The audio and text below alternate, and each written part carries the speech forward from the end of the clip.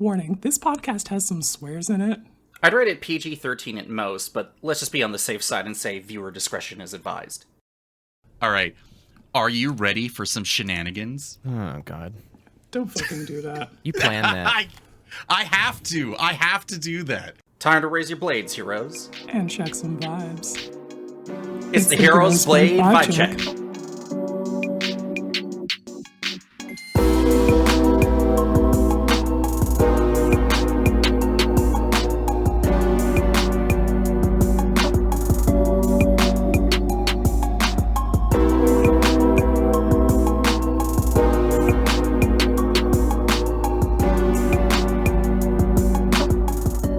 This is a bit of a special episode, so to speak. One I've been looking really forward to. Really? That's good. Yeah, because Andy, it's my job and it's Quinn's job to drag you off from the wall and partake with us in talks about magic. Mm-hmm. So here we are. We're doing it. Welcome, welcome Andy to the Heroes Blade Vibe Check podcast. Hell yeah! Thanks for coming by. Thanks for inviting me. I don't go on a lot of other people's shows, so if I don't fit in, then, well, you spend more time editing than I do, so you'll figure out how to make me fit in. It's just I run it raw, dude. There's no Really? cuts, there's no breaks. Well, there's a few cuts and breaks every once in a while, but for the most part, I just let it run.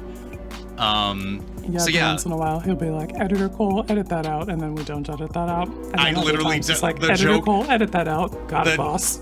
The one time I actually do it, I'm like, I have to kind of make it like a bit funny, but in general, I'm usually like, I'll cut out any background noise as much as I can outside of like random Empress Quinn weed beeping noises that I just, it's so finely pitched that you run it through and Audacity is like, it doesn't exist, but then you hear, beep, you're like, the fuck was that?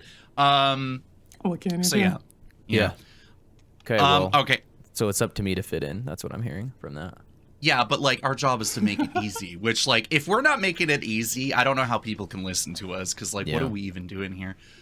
Okay, let's ease into it because we got a lot of stuff to go through. Quinn was like, here is the document for vibes-based storytelling for Edge of Eternities. And it's a 5-page document, and we don't have time to do that today. This is going to be happening. You're going to go to bed. I dropped a 5-page document in here, and gamers got scared, and so we're like, okay, no, next week. Yeah, no, we're not subjecting you to that because we're already going to be blowing your brain here. Okay, have either of you tried a sushi taco before? I haven't had a sushi taco, but I have had a sushi burrito. Yeah, sushi Close burrito's enough. a thing. Yeah, so I went Have to. you had spam sushi? Spam sushi? No. I'm not actually surprised about that one though. Yeah, it's really popular with like Pacific Islanders, and there's a ton of Pacific Islanders in Utah. So I think they call it a masubi, is what they call it. It's like take the fish out, wrap in sticky rice, or sorry, take fish out, put spam in, and then just do the rest of like your sushi thing. Very basic though. Ever since I moved to this new apartment, and there is literally a labeled Koreatown across the road from us. There's like so many Korean and Chinese marketplaces, and the amount of spam on display in some of these stores, it's like, yes, this is part of the culture, the diet, the whole thing. Like, I've seen more spam in these stores than any other store I've ever gone shopping in. The rest of the world loves spam, dude. And they be the cooking British it up love good spam. as hell too. But they do. I don't think the people who like came up with it love it. I've never eaten it on purpose outside of something like that. Like I have somebody had it else's on dish. purpose. My dad is super into the like southern breakfast of grits, bacon, and eggs, and sometimes that protein is replaced with spam. Okay, I can see it. I imagine putting it in like fried rice or something. Like it's like a breakfast fried rice or something. I don't know. It's not bad. It's okay. No. If you walk in expecting like a sushi, you'll be disappointed. If you walk in expecting spam, you'll actually be pleasantly surprised. Spam with rice, yeah, for sure. we went to Punch Bowl, which is like this taco and cocktail festival with like music and blah blah blah. It's freaking 25 plus 30 degrees Celsius outside. Everyone is dressed up either too skimpily or not what skimpily is that in enough. imperial units? Yeah. I don't. Tiff could just do it right off the top. Yeah. But I'm I not don't know. good. I don't know. No, I have no idea either. That is 86 degrees Fahrenheit, I guess, or something. Okay, but what's the humidity, dude? What was the humidity? It's in BC, so we're humid as shit. Like you are perspiring and you are it's a whole thing. Okay. But there's taco stands all over the place and everyone's running around with like the chicken with their head cut off trying to get these tiny little like glasses full of whatever alcohol they can get their hands on. And one of the advertised taco places is something called Taco Nori, where their entire premise is just sushi in a taco. Is it just in a tortilla? No, they make that's a little weird. A deep fried seaweed shell with your sticky rice and all this other stuff, and it is freaking bomb. It is so good. Deep fried seaweed. So it's like a Vegas roll kind of, but you have to pinch it. Yeah.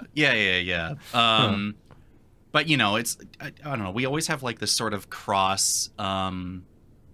You're in BC, you're always going to see like all these fusion style stuff, but it is always interesting to see they're like, well, I mean, we'll just disassemble a taco or disassemble a sushi roll and just reassemble it as if it was like a taco. Yeah, and it's still tasty because it's still sushi. You're just enjoying it a different way, I'd do it.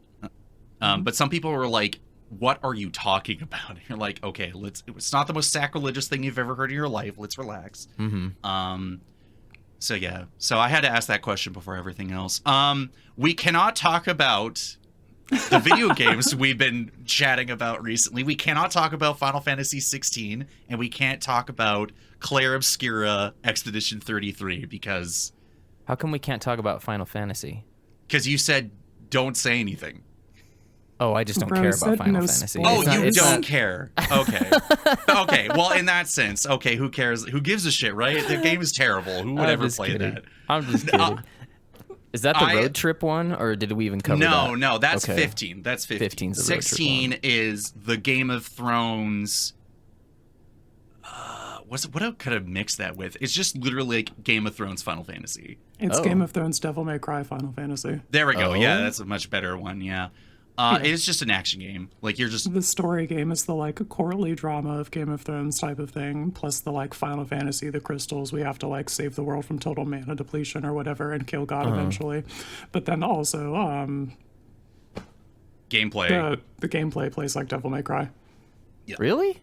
Like straight up Devil May Cry. Yeah, like, it's a character action game. Like I can do Stinger and Super Stinger. Yeah, you could do Stinger. I don't know about Super Stinger. You could just do Stinger and a bunch of other crazy, fancy, flashy moves that kind of feed off of each other. Yeah. There's very definitively and dodge rolls. Yeah. Is that Final? That's not Final Fantasy. I thought Final Fantasies are turn-based. Yes. Yes that and no, is because a popular point of contention lately. People think that Final Fantasy perhaps should be turn-based still, and other people are more interested in following the, I guess, natural evolution of the series. Like think about it this way: people have been saying Expedition 33 is just French Final Fantasy because they hold, like you said, they hold the turn-based formula to such a standard that any deviation from it is like being slapped in the face. But since basically 13, and we don't count 14 because that's an MMO, and that's gonna be I knew that one. Like 15 and the 7 remakes are just character action games basically. There might be some turn-based elements here and there dabbled in it, but like once we hit 16, that is just straight up a guy from Capcom who left, and I think maybe some like Platinum Games people were part of Square Enix's team, and they just made it a character action game. So is it purists that want it to be a turn-based game? Oh yeah. They're like, what the heck, right? So they're like, this is not real Final Fantasy. This is kind of like me and UB. Yeah, exactly. Yeah. It's I, however, am a radical, so I think Final Fantasy should do whatever they want to do, and I feel like this character action game is the natural evolution of the active time battle system. Okay. Yeah, because active time battle's been around since like the 90s, right? Yeah, they've always done. They've always done a spin. Actually, yeah. They've always tried to like redo the formula. They started doing stagger stuff in like Final Fantasy 13, and then eventually it comes down to the conclusion of what Final Fantasy 7 remake and Final Fantasy 16 is doing, because of its more action oriented. Like, here's the health bar, but here's the stagger bar that you also want to like chip away at to add. It's kind of interesting, and like you kind of have to like, if you have to enjoy the game to even bother play it, you know. It's got a demo, so I think you should just download that, and if you enjoy the combat system from the demo, then perhaps play the full game. Yeah, then I'm into it. Yeah, I have a friend means something to me. Like, yeah, I think as I've gotten older, I've distilled what I care about from video games down to just two things, and it sucks, but it's just the truth. The first is just the loop. Like, is the loop compelling? Even if it's simple, you know, I'm okay with that, right? But like, the loop is like the big thing to me. Like, what am I doing most often? And then the second thing to me that matters for like replayability is builds. Like, can I interface with the game different this time around? So like, the game that just like hits the mark really hard for me is like Hades. Have you guys ever played that one, the roguelike? I haven't played it, but I've seen a lot of it. So the loop is very compelling. It's a very fun game just to play. But every time you go in and play another round or go through the thing, you have to kind of put your build together. And the builds are wild. Like, you can drive towards an outcome if you want, or you can kind of let just chance take you there, you know? That's the roguelike elements of the game, right, at work. Yeah. But the builds, like, so like, for example, one of the builds I really like is a high dodge build, where your dodge rating is just going up and up and up and up, because, you know, I'm not very good at the game, so like, I kind of rely on the roulette of it, you know? Relatable. So that build's really cool, but the game kind of sees where you're headed, and I think it kind of gets like an algorithmic, oh, well, he's clearly trying to drive this result. I'm going to give him stuff that'll help the build, you know? So if it's got those elements, because like where I'm at with Clair Obscur right now, it's just the loop is compelling. Like, the gameplay is really cool, dude. It's really fun to play. It feels like I'm playing Sekiro almost, you know? Except for what game has a turn-based system that also rewards you for having good parry timing down? Paper Mario. I've never played that game. It doesn't exist, Quinn. Are you fucking kidding me? Do you like parry in Paper Mario, Quinn? Do you have to like deflect and counterattack? Literally, yes. During the turn-based combat tutorial, they're like, hey, so you can just sit here, but also if you're doing your attacks, there are specific points where you can press buttons to add additional effects to your attacks. And if somebody's attacking you, there are specific points at which you can press buttons to mitigate some of the damage. Dude, I am listening. I'm listening. Yeah, I haven't played a Mario game in a long time, too. Like Legend of Dragoon, and then I guess Paper Mario in this case. Paper Mario: The Thousand Year Door. They just re-released that for Switch, I think, a couple of years back. So that's an easy way to access it. You can also get it on GameCube and play it on your computer. Yeah, dust it off, you know. For Expedition 33 though, like the builds, I don't know if I'm there with that yet. I don't think I understand the game enough to like extract from what they give you just so many options, and I'm like, there's only one character I use, and I'm like, I'm pretty sure this is what I want to do with this character. The rest I'm like, I'm just gonna do what the weapon is telling me to do.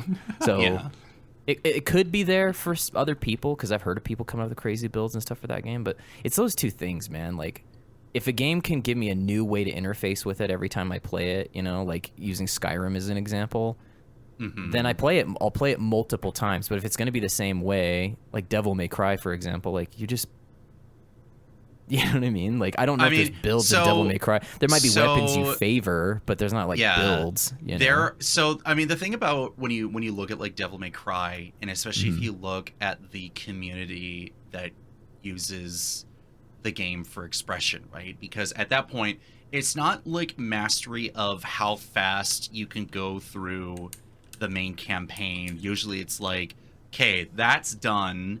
I've got all the moves and everything. What can I do to either do a cool visual flare combo that doesn't like, there's no max damage or anything, or how fast can you get through Bloody Palace, or like something what? Like so that. then, and then it's like, what do you get out of that, right? There are people who love doing good old Devil May Cry music video compilations of them and a bunch of guys. Like, they're like, cool, everyone get together. This guy's going to do the mix. Like, he's going to get the mix together, and then, like, we're going to put it all together, and it's going to be really cool. Wild. But for me, it's like, I obviously like Devil May Cry on the level of, like, I like the characters. I like the idea of the world more than what Capcom has ever decided to do with it. You're like, Dante's a cool uncle, but he's a loser, and blah, blah, blah. But then you're like, but what's going on in between the games, or like, what are the mentality of the characters? And then if I can do something a little more complicated than just doing 3 stingers in a row or something, and like, if I can be like, can I get Virgil's judgment cut timing down, or can I max act Nero's engine sword rather than trying to manually rev it up and all this other stuff. Like, there's so many checks and things in Devil May Cry and all these like games that it's like, it can be very demanding, but as long as you get what you want out of the experience, if you don't bounce off of it completely. I'll mention Elden Ring later, and we can kind of go maybe circle back on that, but like, those games never worked for me until something clicked, and then it just rewrote my whole freaking brain chemistry. It was like, I can go in round 2, and I know, like, Quinn and I talk about it all the time, where it's like, where's the easy mode, and blah blah blah. And there is a way to do easy mode if you know the game, or you play co-op with people or whatever. But it's easy to actually find the things that just break the game over your kneecaps, compared to you like just shoving your head against a stone wall, trying to expect the same result by doing the same thing over and over again. Like, I played Bloodborne, and that game was horrendous. Like, I was so taken back by it. And then I played Dark Souls 3 Are you for in a whatever bulletproof reason. room right now saying that? I couldn't. I have the shot. Take him out. And then I played Dark Souls 3, and I don't know what the difference was, because how the games do their combat is just different enough. Despite the fact that the speed of where Dark Souls was going at that point was pretty much matching what Bloodborne was doing. But I'm like, oh shit, it clicked. And I finished Dark Souls 3, and then I went back to Bloodborne, and I realized, oh, I got it now. And every time I bug Quinn about this, like, I give Quinn shit about this all the time when Faye's like, oh, well, the game's hard, and I don't want the game to be hard. And I'm like, but if the game is moderately difficult, that you get that sense of like euphoria and catharsis, where you're like, yeah, fuck this piece of shit, I kicked its ass.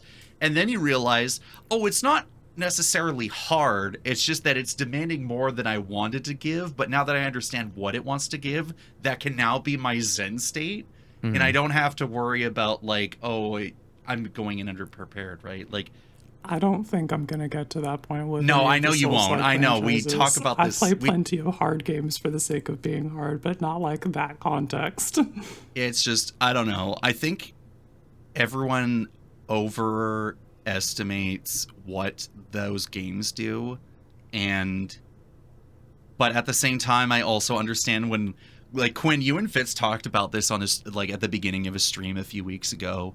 We were like, I don't want to be like a panicky, anxious fuck, like at the end of a stressful day, fighting for my life in a video game. And I'm just dude, like, try to chill.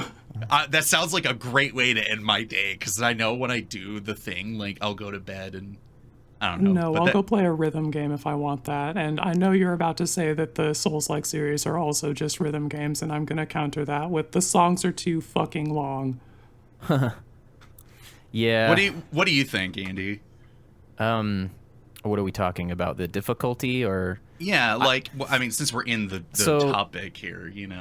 If I had to like pitch Elden Ring to you, I would say it has two of those things, a really compelling gameplay loop, at least for me, and then the builds. Like, there's just so many goddamn ways like you can go about doing this game. Like, it really doesn't need to be one way, right? There's just so many. And that what's really cool is that everything is viable. It's just there's stuff that softens your experience, and there's stuff that just like you have to dial in if you really want to be good, or if you really want to use this weapon. Do you want Soul Ring or not? Yeah, exactly. You want Soul Ring and exploration and free counter spells and free interaction? We can get that for you, no problem. So as far as like the difficulty goes, playing with other people softens the difficulty because you have time to breathe. I think the big thing with Elden Ring is the boss is always on you, and they give you like a way to kind of back that off a little bit by like bringing in a summons. Like you summon like a giant jellyfish, for example, and it'll just beat on the jellyfish while you're like working its ankles or something. But if I'm there with you, I'm your jellyfish, but I'm a lot tougher than a fucking jellyfish. So I'm kind of like pulling him off, like you kind of do an aggro game, like we pull the aggro. So co-op is a really, it's actually a great experience with Elden Ring. Like it's really good. And, unfortunately, it had to take a freaking modder to get that experience going. It's true. And if it's still too tough at that point, like we can go into the INI file and just turn the health down, like dial them back. Yeah, so you could say, hey, this we boss can hack fight the world will be half as long because it'll have half the health. You really can do that if you want. Like if you're like, look, dude, I just want to get through this. I want to experience the story because it's a fucking awesome story too. But the game's good. The game's really good. I think the problem is that it's impenetrable. If you don't know what you're doing, when I first played that game, I was so pissed at it. I don't know where I'm going, dude. I don't know what I'm doing. I don't know where I should. And anytime I'm supposed to spend stat points, dude, my blood pressure just goes through the roof because I don't want to gimp myself. So I'm just sitting there with all these points, not using them.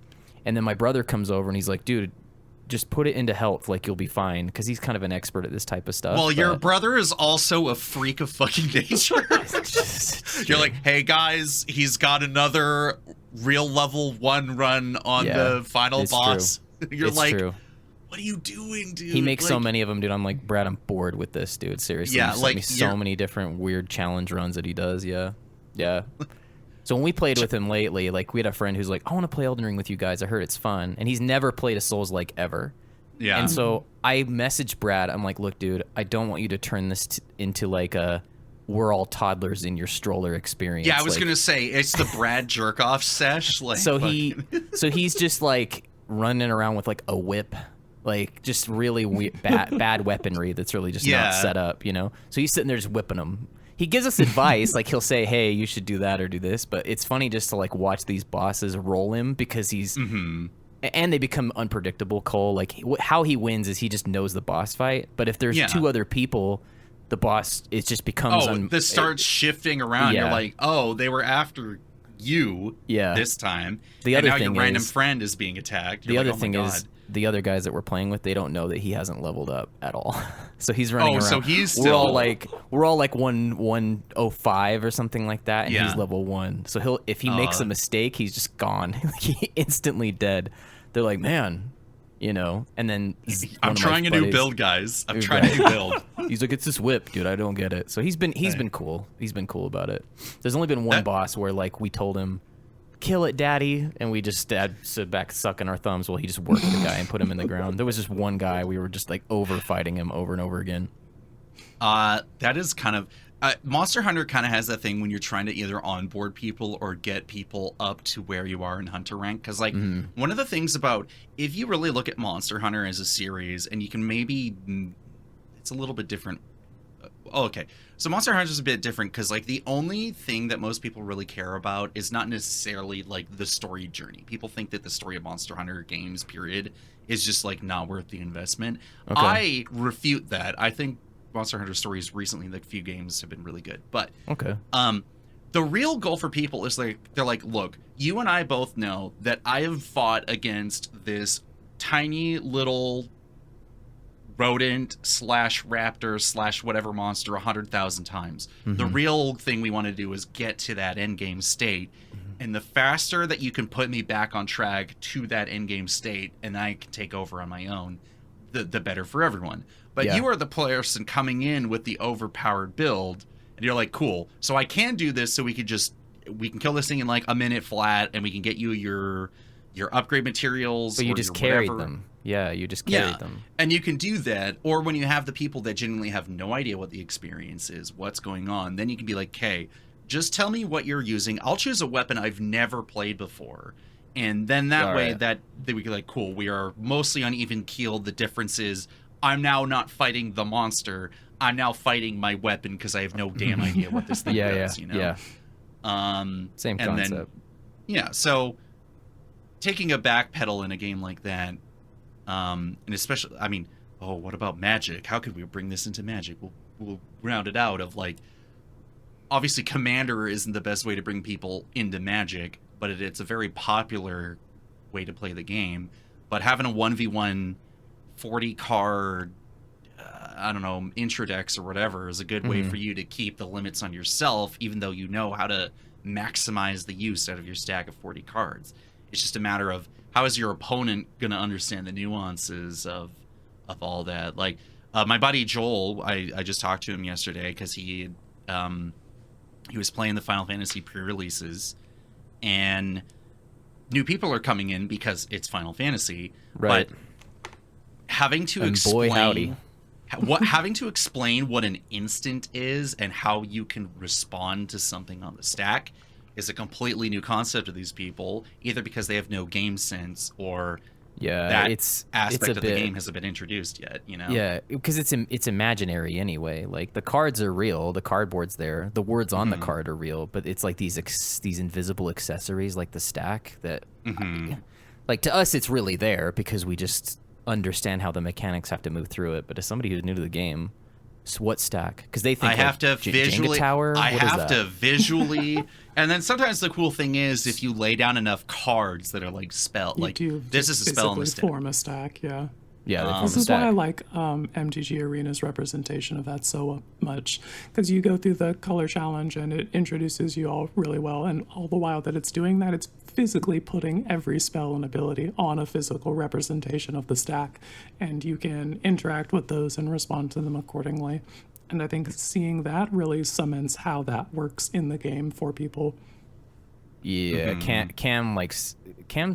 Cam's been playing with this since 2017, but he's a better player because he plays Arena. Yeah, no. He just is. Yeah, like ever since he started playing Arena, dude, like he's gotten really good. Like at it just the gives game you in general. More time to grind matches as well as the more ways to think about it with that visual representation. The exposure too, right? Of like, how does this card work in this scenario? If it's a brand new card.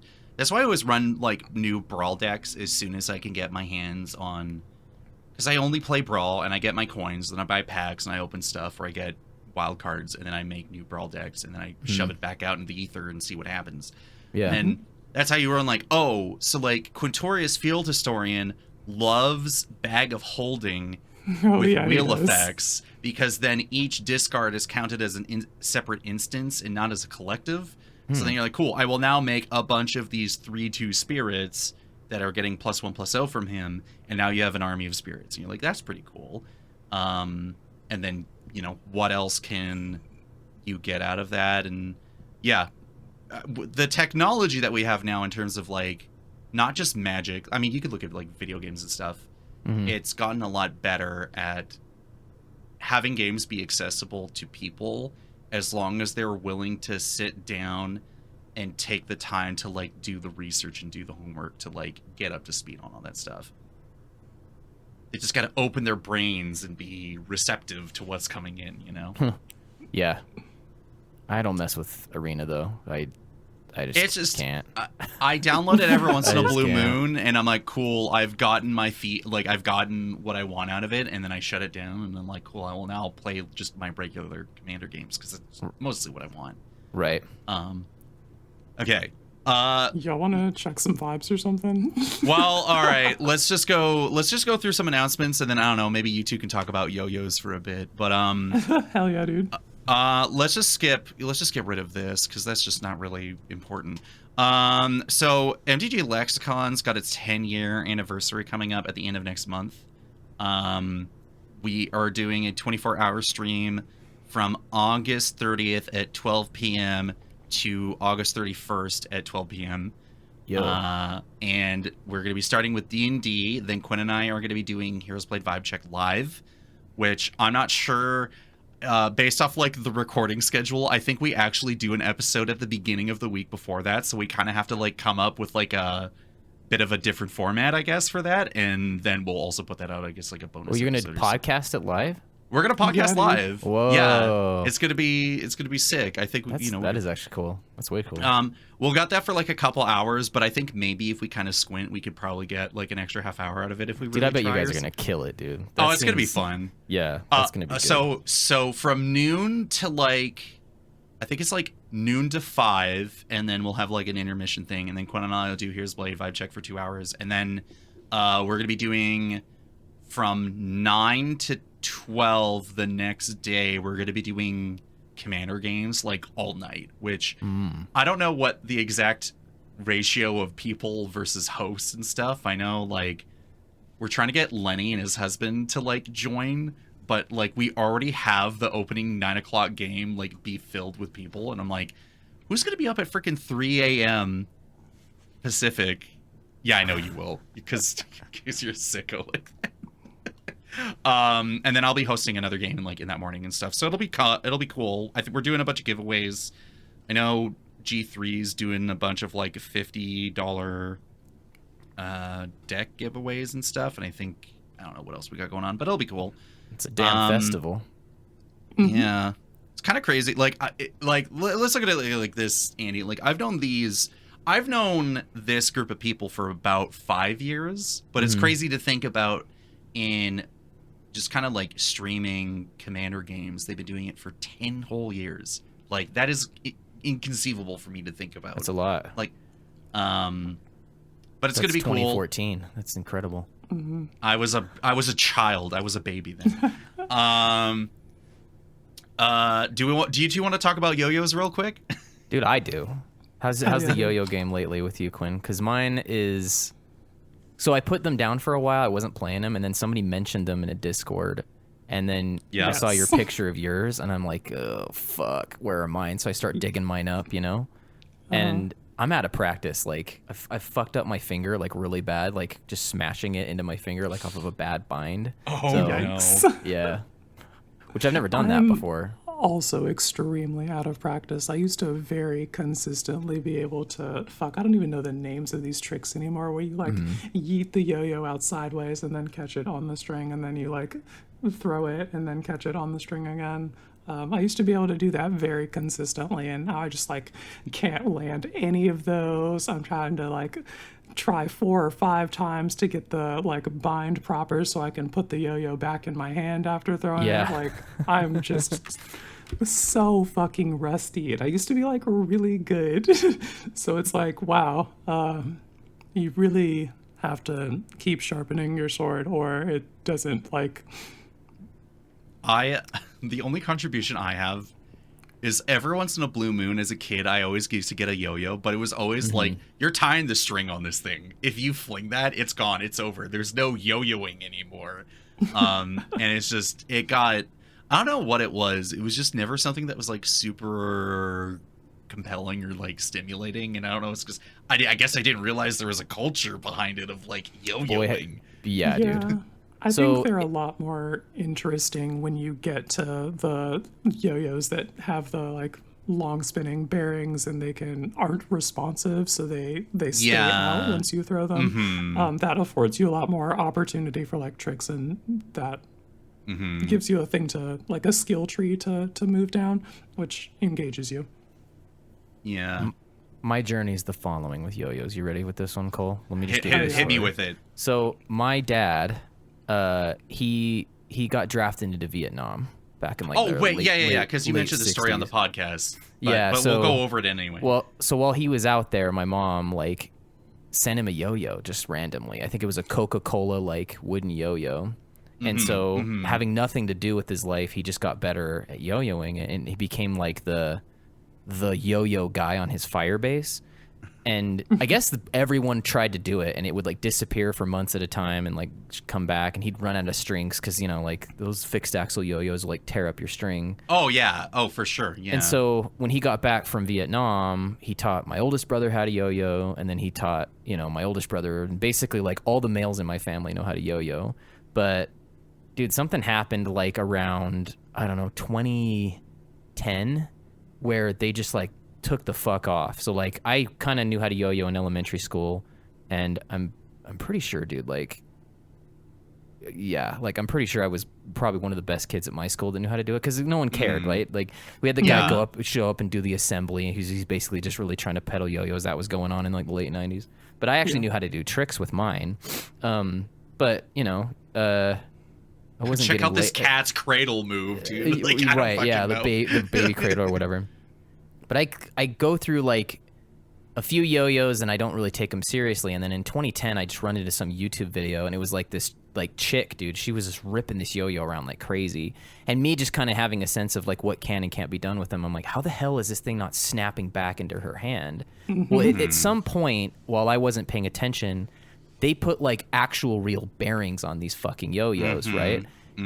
But I'm going, well, how do you get it back to your hand? Because it's a tenuous relationship between the brake on the inside of the yo-yo and the axle or bearing in the middle, and you're trying to keep the string away from the bearing while you want it to be away from you, or sorry, away from the brake while you want it to be away from you, i.e. like doing around the world or some kind of trick, or interacting with the brake when you want it to return, and just kind of knowing how much time you have left between the two.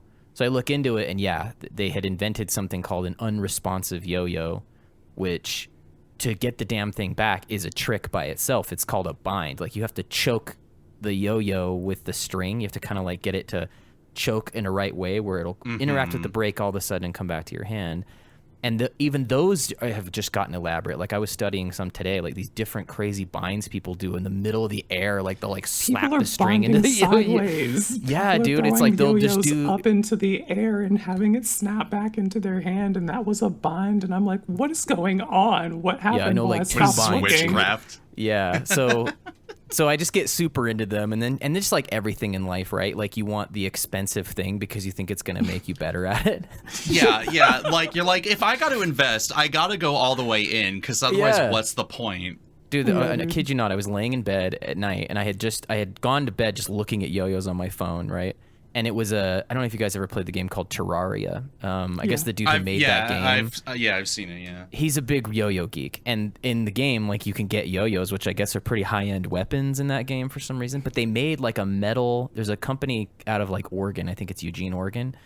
They made this thing called the Legendary Terrarian, which was like, it was the Terraria yo-yo, dude. It was like the thing, but dude, it was like $150. I had never spent this much on a yo-yo in my life, dude.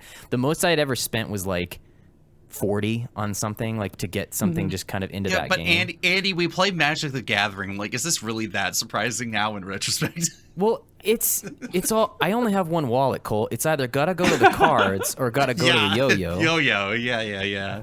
Or my bills. So or your So I fall asleep just thinking about this yo-yo. Wake up at 2 a.m. because I had in my dreams I died. I had like one of those waking dreams where you get killed and you just like wake up. You're like, I got choked out by a yo-yo string. I was like, I only have one life, dude. I'm buying the fucking yo-yo. Yeah. So I just ordered it on the spot at 2 a.m. Like just ordered it. So I've got it upstairs somewhere. Nice. Yeah. Oh then God. I don't know, you watch all these other people and they're like better than you, and you're like, God damn. But it's a really cathartic thing to do. Like even if you're doing the same trick over and over and over again, one you're just really adept at, it's like the original fidget spinner. Minimally, if you get that far, that will give you enjoyment, you know. And then if you want to, like what Quinn was saying, like level up and learn more and more tricks and then comboing them together, you can. But I think you're a yo-yo person if you can do a short list of tricks and you just like doing it, you know? Yeah. I'd say you're into it. Don't spend $150 doing that, though. Like, just get a cheap yo-yo. Yeah. I'm just trying to think, like, my list of hobbies is very short, and a lot of that I think is like, I don't know what it was about my childhood, but it's not like my folks didn't indulge me and my brother, but it's just, they're like, oh, do you want to do hockey? No, not really.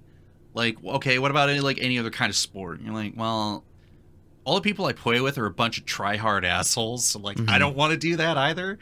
They're like, well, what about riding a bike? Like, I can ride a bike, you know? Like, the phrase of, like, just like riding a bike, like, you pick that shit up, like, pretty super quick. But yeah. And then they're like, oh, what about this or that or whatever? And it's just, like, nothing really stuck. And then video games got introduced, and then that goes out the door because now your brain's rewired of learning how to use, like, a Wii controller with a nunchuck, and, like, that stuff just never leaves your central nervous system. And but conversely, then your parents have no freaking idea what you're doing or how you're doing it. But, like, you know, I saw people do I don't know, I've seen people do, like, dance and ballet and, like, skills. Like, they're learning a skill. Yeah, you know, and it's just, like, the idea of, like, not even, like, trying to start doing it right now, but it's just, like, I just know that the barrier for entry is just me being like, I should just either try this out or buy whatever the cheapest version of this thing is without it being, like, a Temu brand piece of shit that just shatters on impact or whatever. Yeah. But, like, on the other hand, I look at my girlfriend who best exemplifies the ADHD habit of picking up a habit for like 2 or 3 months and then immediately abandoning it for the next thing. Like, oh, we have a sewing machine that, like, maybe if I, like, did a few, like, tutorials I could probably do and set up because I remember doing it in high school. But then in her case, she's like, well, I can manually, like, I can hand sew some stuff, and then she's like, and now I'm going to learn how to do makeup, and now I'm going to learn how to do this, and now I'm going to learn how to do that. Does she become, like, adept at these things, or does she, like, kind of pick it up and drop it? She picks it up pretty quick. Like, she definitely does. It's just, she has the brain and the physical ability to do this stuff, but then her attention gets pulled away. Or she gets this level, she gets the point of satisfaction and the quote-unquote, like, mastery of it that's, like, satisfying enough to be like, cool, I have now gotten over this. And then I look at my wall of Magic the Gathering cards, and I'm like, we love a gamer who's I have a different thing of the hyperfixation is the one hyperfixation. Yeah. And which is why we're doing designed to do that. Like, it's just designed to continually keep your attention and continually, like, make you feel like what you're doing with it is incomplete. Damn you, Watsy. Damn you. There's always another card. There, even if there were no new sets dropping, there would always be another card to consider. The fucking pre-modern is a completely closed format. Like, the card pool is closed, and there's still innovations and new decks being brewed in just that. Yeah. Well, because think about it, like, that still, if we're talking about pre-modern, so pre-modern is like, what, 2011 or 2010 or something? I have no idea. Like, there's a certain year cutoff, and you're still looking at a card pool that could be between, like, it's anything before 10th edition, yeah, like, you're still looking at, like, over 10,000 cards. It's a lot of fucking cards to read through. Yeah. Well, then you get into the deep tissue stuff, right? Like, where people are sitting there talking about it all day in a space on the internet, and then somebody's just, like, perspective on a card is just a little different than what yours was 10 seconds ago, and now you need to execute on that perspective because what they said was compelling. It's just designed to do this, and, like, I think we've just, the type of people that are attracted to Magic are attracted to that. They don't want to solve it, honestly. I don't know. Are there any Magic? Not Magic. Sorry. Are there any, like, Monopoly podcasts? Because if there's a Monopoly podcast, oh my god, like, where has this been? but you don't have, like, when you think about, like, even, let's say, the fighting game community that focuses on old and new games, right? You take a look at, like, even in Magic, right? Like, let's take a look, like, North America to Japan, is that when you have the Pro Tours and you have, like, these rando Japanese players that show up and they're just on a completely different axis because of what the meta was like in Japan. Yeah. And they just have those extra considerations. And then, like, let's look at the most reviled game that I can think of, Smash Bros. Melee. Let that game finally fucking die, please. Absolutely not. There's still innovations being made.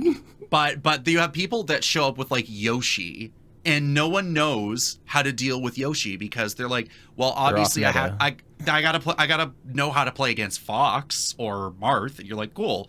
Here's Yoshi. What do you do? And they're like, I have no fucking idea. Who's this person clapping cheeks at a tournament level with a C tier character? What is happening? Yeah, like, and then when you get to like, yes, when you look at Commander as a format, and we're gonna be talking about some philosophy stuff that we'll mention when we get down to content here in a second here. But it's like, in Commander, there's just so many cards and people and pod dynamics to think about. That it's like, it is the most insanely complicated navigation of socializing with people mixed together with game mechanics that leads to like absolutely batshit outcomes where you're like, this is either the greatest game I've ever played in my entire life and I want to chase that high and go to Commander Nirvana, or I can't, how does this game fucking work, and this makes no sense, and this person is the most horrid human being I've ever met in my life. And that is Magic in a nutshell, with all of its, like, with all the spectrums, the fourth dimension of Magic the Gathering, it's why we're here. It's why we love it. Hell yeah, dude. How's this transition to vibe checks? God knows, but we're gonna go on to it because we need to check some vibes. Yeah, let's do. So hey, let's talk about some new set stuff for a split second here, because I love running my mouth. This is my review. This was my review card actually for the upcoming legendary creature Commander review episode. That spoilers! What the hell are you doing? No, I'm not gonna go do the review here. But my choice was because I own that content now. Yeah, damn it. Menon, I pay you, and I also give you the content. What do you pay me for?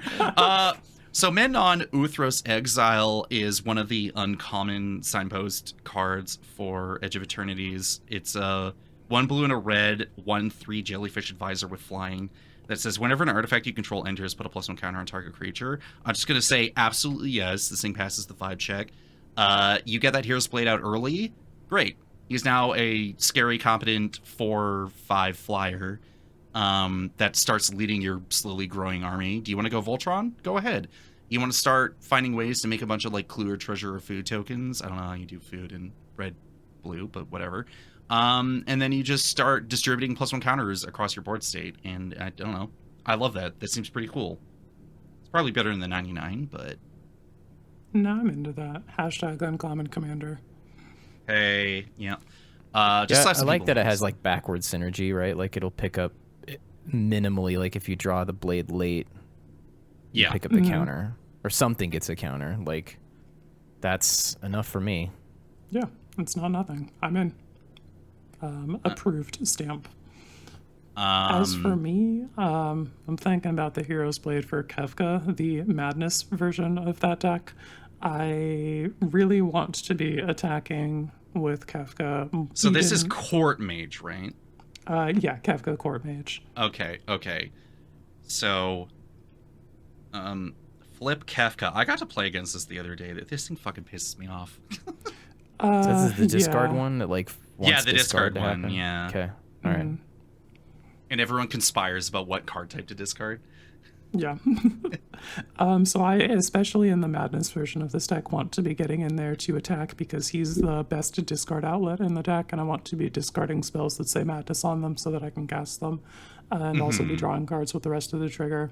I just think that the +3/+2 is going to be particularly useful in ensuring that he survives combat. Makes him a 7/7, I think the math on that is. That's Elder Dragon territory. I'm extremely into that. I think the only thing I'm just immediately thinking of is because I think in that game with Kefka yesterday I played, and it wasn't with you, but it was someone else. But I'm like, is this Chandra cool. Kefka? What is this? That's the one I went up against. Which version of this is? Yeah. Which did you make a new Madness version? I have a deck that was previously Armix, Filigree Thrasher, and Crom, Ludovic's Opus. Right. Yeah. I melted that. Well, not even melted it down. I basically literally just cut Armix and Crom and figured out a card from one of those two to put in the 99, and then put Kefka in the command zone because he's just a better commander for that archetype. And just every bad madness spell that you can think of. They go a lot further when your commander is a Titan that makes each of your opponents discard. Yeah. Just straight up vanilla 7/7 I think is like fine, especially if you want to keep doing Titan triggers. And yeah, I can pretty consistently get so him in annoying. even at 4/5, but I really would feel extremely confident if he was a 7/7, just ramming that in wherever. Yeah. Andy, did you I know you didn't put one here. Did you have one? I mean, we already stole your commander. I sort of do. So have you guys ever played against a Shanid deck before? Shanid? Like Shanid, the Shanid, however you're supposed to say it. Yes, Yeah. Slipper Scourge That- from Dominaria. This weapon is cracked in that one. Like, it just gives Yeah. So Chris has like a humans only, so they're all legendary humans, and it just keeps moving around. So it's not really good for the commander itself. I guess it can be, but whoever's like the next up is what it goes to. Yeah. Like Yeah. it's this moving target every time. Like which one's holding it, because they all kind of pick it up. He moves it around. It's pretty sick actually in there, even though it's not. I think what I would normally use that for, which is trying to get the commander somewhere, but with Legends Matters, yeah. Yeah, I think I can't remember who. I think it was when Kyle was asking like, what is the average amount of legendary creatures that like you have in a deck, because that's just the saturation rat. Like you could easily have 5 to 10 legends in a deck that's non-committed to the legendary route. But now that we have like Shanid and all these other things, like backgrounds care about you having maybe more than one commander, and there's definitely going to be legendary and all this other stuff. So it's not surprising to see like a deck like this use a Hero's Blight and just piggyback it across everyone, because they're all going to benefit from the pump, and they all benefit from having Menace. And people don't get into combat enough. So yeah, that's what I'm gonna say about that. But I don't know. Yeah, Shanid, like I can't remember. I don't think we've talked about Shanid for vibe check, but like that definitely freaking passes in my opinion. Like Yeah, I would say that's an easy They're more approve. If power not than- for Shanid, for the deck itself, it's legendary type-ul. Easy peasy. yeah.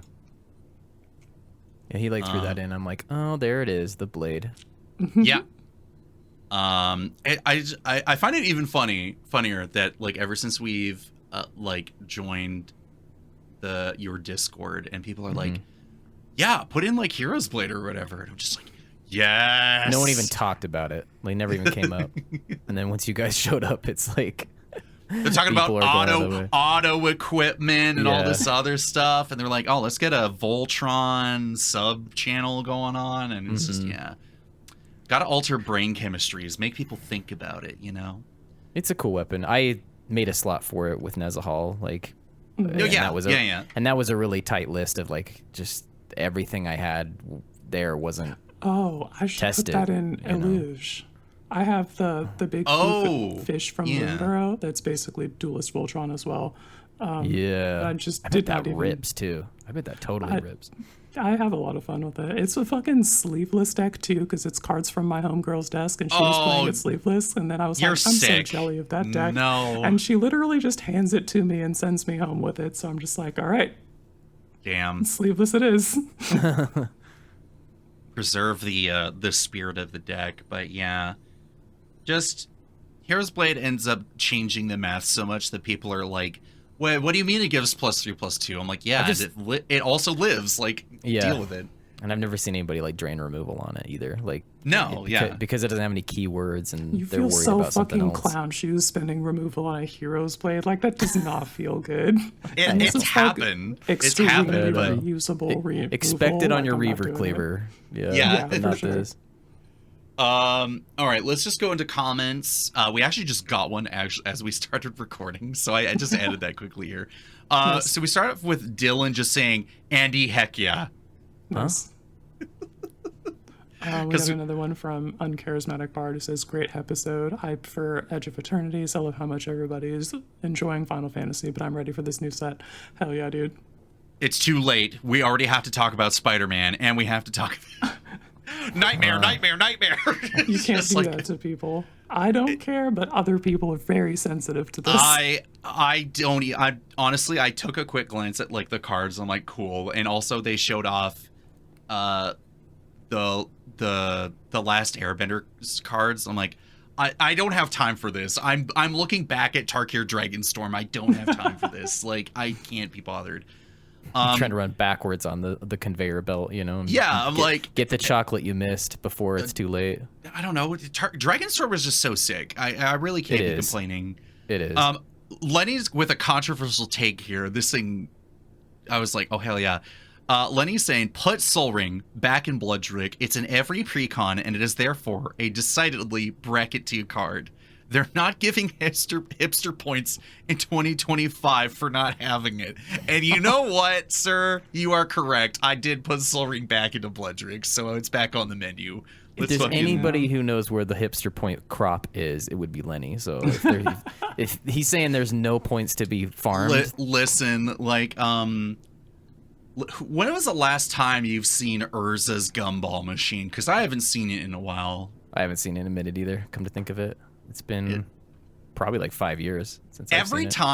Every time Lenny talks about it, one of his complaints is like he'll knock it down to the lowest value possible, and he's like, "What the fuck? This deck is $30. What do I have to cut now?" And then he looks at it and he's like, "Why did this card go up $2? I gotta cut it now." And then it's just a continuous re-engineering to like just get it under the radar, and he's just to keep culling this thing. It's like farming the wheat, but he only wants the chaff. My God. Never seen a guy work as hard as he does of trying to keep that thing below $25 off, like... Yeah. So if he's saying you can use Sol Ring in your Bloodrick deck, I think you have permission. Yeah, sorry, Light. It went back in. I scoured my entire deck collection because I'm like, I know I have that Surge Foil Warhammer 40k Sol Ring somewhere. Dude. And I couldn't remember what deck I put it in until I finally found the damn thing. And I'm like, why was it in this? Like, get it out of here. Like, I want this back. But yeah, I am reaching that point where I'm like, does this deck actually really need Sol Ring? And then the other part of me is just like, do it. That's your deck. Yeah, it's like your fucking deck. So whatever you want from it, you know. I just hit Soul Talisman. I hit Soul Talisman like just too many times, and I was just like, am I discarding this? And I have Sun Titan in hand. No, then this is a dead hand, like dead card. But yeah, Sol Ring's back in. We just got this comment from John saying the music this episode was just what the doctor ordered on the drive home the other night. So Quinn, thank you for getting those bangers together for us here. Too good. And this wasn't a comment on any like on YouTube or anything, but in the Legendary Creature Discord, Micah was saying when they were talking about the command zone and like, context here that they were talking about varying your diet of content consumption, and Micah posited that if you were going to listen to the command zone, the way to vary your diet with that would be to also consume HBVC. The actual text here is, respectfully, I think HBVC would be the anti-command zone. Yeah, no sponsors, dirt cheap production quality. Like, just the most cheap I could possibly make it. I'm like, can I get this program for free? Great. Do I have to pay a subscription service?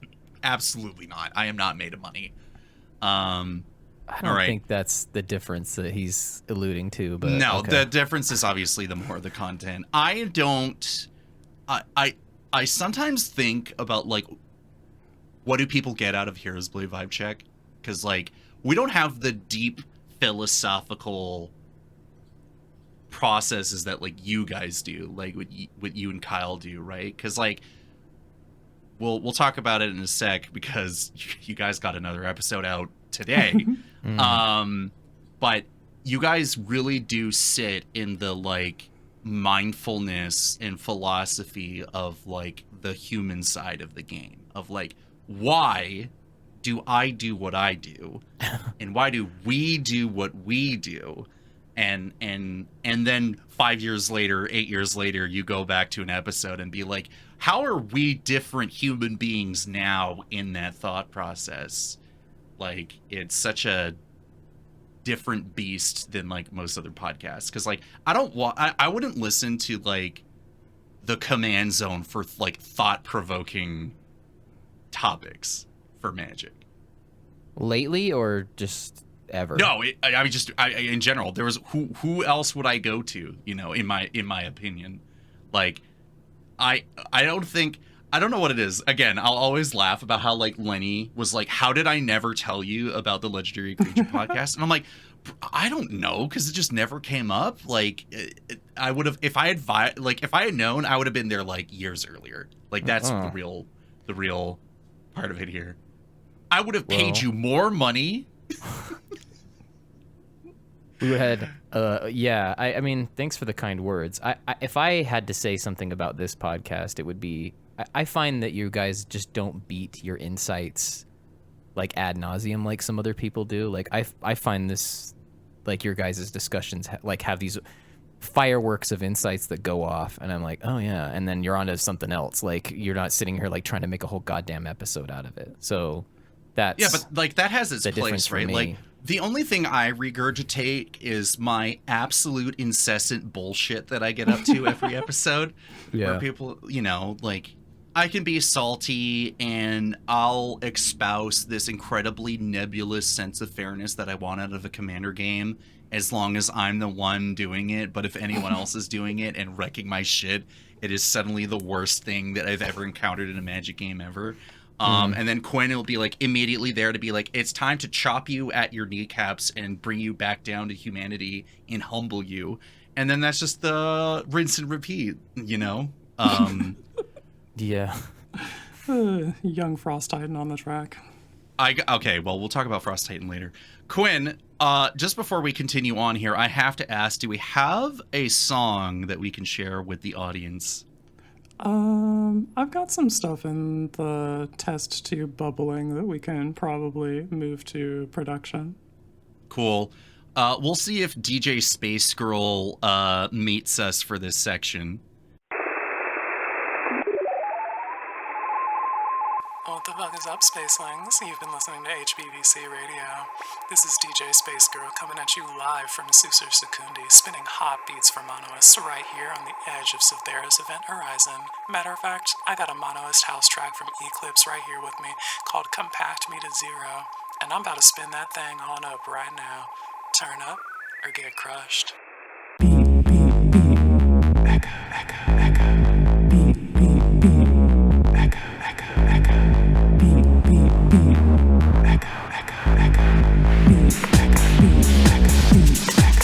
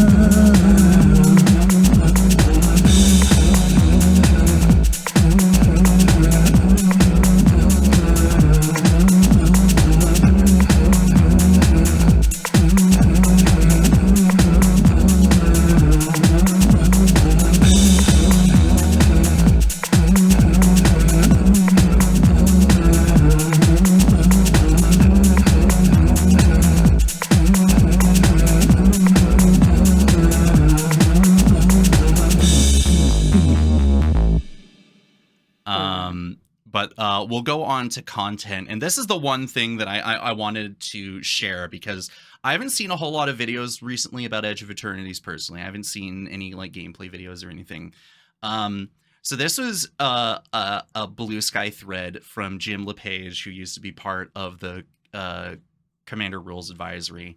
And the original video, for context, is Brandon Lee Mulligan, who's the host of some D&D show that I can't remember, on Dropout or whatever. Someone will be like, how do you not know what he is? But the video is people talking about optimizing a D&D character versus playing an unoptimized D&D character, because like, what do you get out of that experience, right? And Brandon Lee Mulligan's stance is like, okay, Frodo Baggins from Lord of the Rings is some random scrimblow dude who is not like Hercules, he's not Superman, like he doesn't have anything super crazy, except the man's willpower is obscene. But he's just a little dude from the Shire who wants to eat like a bunch of food or whatever, right? And he says like that is a more compelling story than just having your OP broken character with no challenge, like defeating every enemy that he comes across and then you just move on, right? So I should have paraphrased this, but I thought just like the thread itself was really interesting, where he's saying, it's taken me a long time to really internalize this, but I think what Brennan is talking about here is something that Sheldon Menery talked about a lot with respect to Commander, and most people don't understand it in context of Magic. Some people have a really difficult time understanding why you would deliberately avoid min-maxing in a competitive environment. It's easier to understand in D&D because there's no winners or losers, there's just a story to tell. The characters in your story have the potential to really limit the types of stories you can tell, because different types of characters experience different types of conflict. Superman is kryptonite because an invulnerable protagonist is boring. If you're a Magic player or Commander player who really values novelty, clever solutions to seemingly unsolvable problems, or a true underdog story, you tend to experience less of that when the game pieces you're bringing are linear, powerful, and consistent. This is why I have a bit of a problem with the current Bracken system's implementation of Bracket 1. I think it's there because the people who designed it want to give a nod to the folks who want to tell those stories. In practice, it seems like a roped-off area for dumb babies to play their shitty decks. Jeez. Sheldon's vision was one where the overall play environment didn't prioritize optimization so that the folks who want to tell these stories wouldn't be stigmatized for their refusal to optimize. That's not shorthand for worse than a precon. On the flip side, I think that the Game Changer system works exceptionally well towards Sheldon's vision. It gives people a great excuse for not running the best clearance slot stuff, while also allowing them to opt in to an environment where they don't have to be ground into paste for doing so. I don't really know what the point of all this is. Maybe I'm just hoping that a few people will read this and try it. It's not for everybody, but the people who love it, or who like it, love it. They should always have a home here. And to which I'm adding, this is sort of an after the fact, because we talked about Elden Ring a bit earlier, of it's like, so Andy, if you hyper optimize a build in Elden Ring, is it fun? Does it defeat the purpose of the game and the design of the game? And is it the right way to play?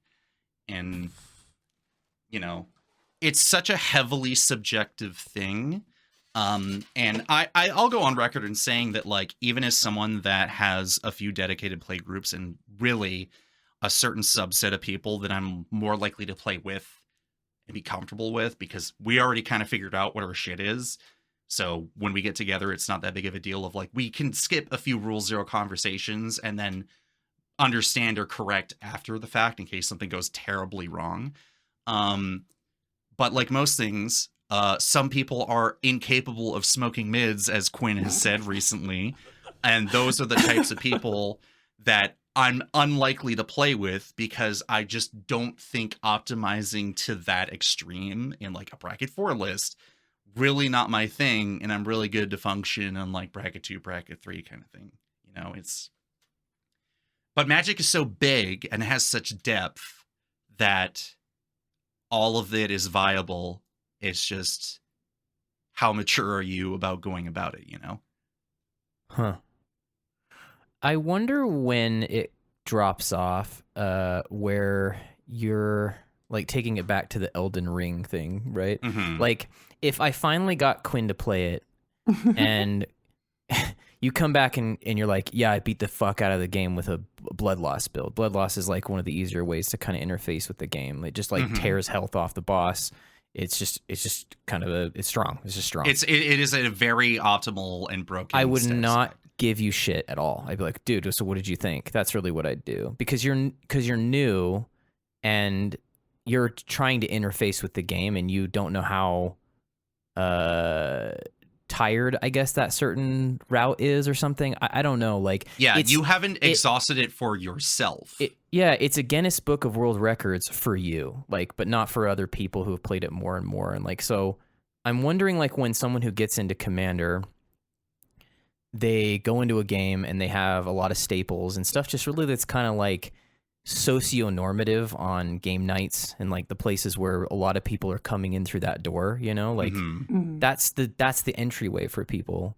Like, I kind of learned it the hard way. We went to like a convention that was here in Utah like a couple years ago, and everybody's kind of putting their commander in the middle of the play mats, and that's just like not what we do at where I'm at. It's off where you like, it's not on the play mat because it's not on the battlefield. Like, yeah, no, how I we totally are. get that. Yeah, and I get it, but like, because the way they learned it is they got it from some gameplay channel. Like, YouTube is the function of how people learn about this game, how to play it, why to play it. You know, why their favorite rap star or their favorite Karate Kid is on there. Like, they're there because of that, right? So I'm wondering where that inflection point is. Like, does it take somebody like me saying, well, yeah, man, like anyone can Castristic study and win a game, but how many people win a game? Having a sufficient quantity of gameplay experiences where those cards win you the game, independent of any clever deck building that you did outside of that. I feel like I actually had an experience with this pretty recently. I have a homie who, I guess not so new to the game anymore, but is like in that like intermediate phase where is starting to realize that when you slam a Smothering Tithe on an early game and people do not have the opportunity to pay for that ever, then you just win the game off the back of that Smothering Tithe, and nothing that you did in your deck building or gameplay past that point mattered. Yeah. So is it they have to be henpecked to get it knocked out of their deck, or do we trust that they'll eventually develop the intuition, as Mr. LePage is hoping for, that they'll eventually pick up? Like, if you want everyone to cheer you on, and if you want everyone to like your story of how you won, like this is how you do it. Like, this is why characters like Frodo, you know, like they're beloved characters, because they overcome their weakness. They face adversity, they overcome it, and what's the best part of them is what got them through it. So I don't know where that point is. Like, I think my play group specifically has been on that journey of like, it was the money that was keeping us off these really expensive cards. But then there was this weird moment in time where like our appetite to spend money and ability to spend money, and weirdly the staple cards weren't super expensive yet. We started ingesting them like crazy. It was like around 2016. Well, I was going to say 2017, around there.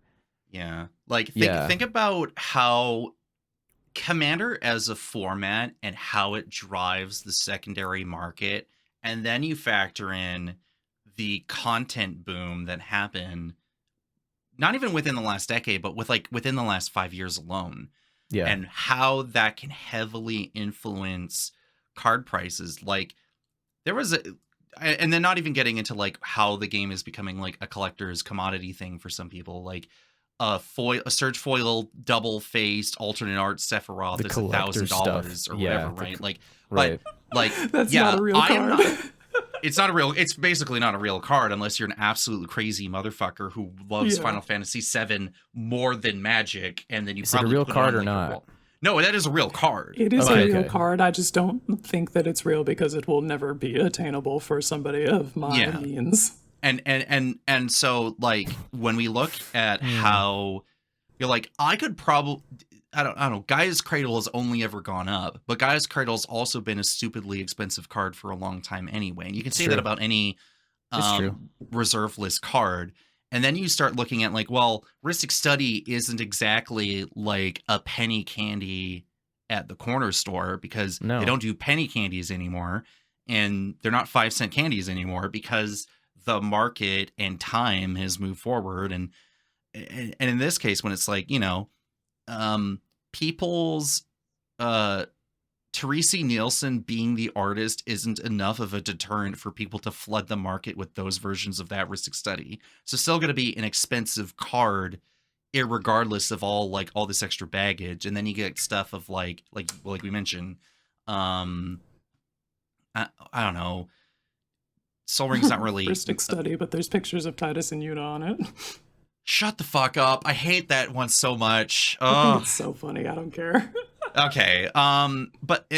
So it's just, you do get all these staples that do just have there was probably the point where getting them for comfortably for like $10 or $15 was a thing, but then the boom of content creation and everything, and having, like you said, your Karate Kid, Cobra Kai stars showing up on all these channels heavily affects not only how often these cards show up and how much they cost, but people's opinions of the card and exposure to it is just so radically different. So it's kind of, it makes sense on both ends, where you will always have the people that don't necessarily decry optimization, but they're just, and maybe part of it is just trying to be the old guard a bit of it doesn't need to be like this, but the inexorable forward progression of time means it won't matter. I don't expect everyone to own one copy of Ristic Study. That would be insane, but at least understand what you're subjecting people when you play the card. And again, the bracket system, which at least I've found, and I don't know, Andy, like you said, you and your playgroup right now haven't really you haven't delved too heavily into it yet. No, we're full on bracket too. So yeah. To play at our table now, you're using a bracket 2 deck.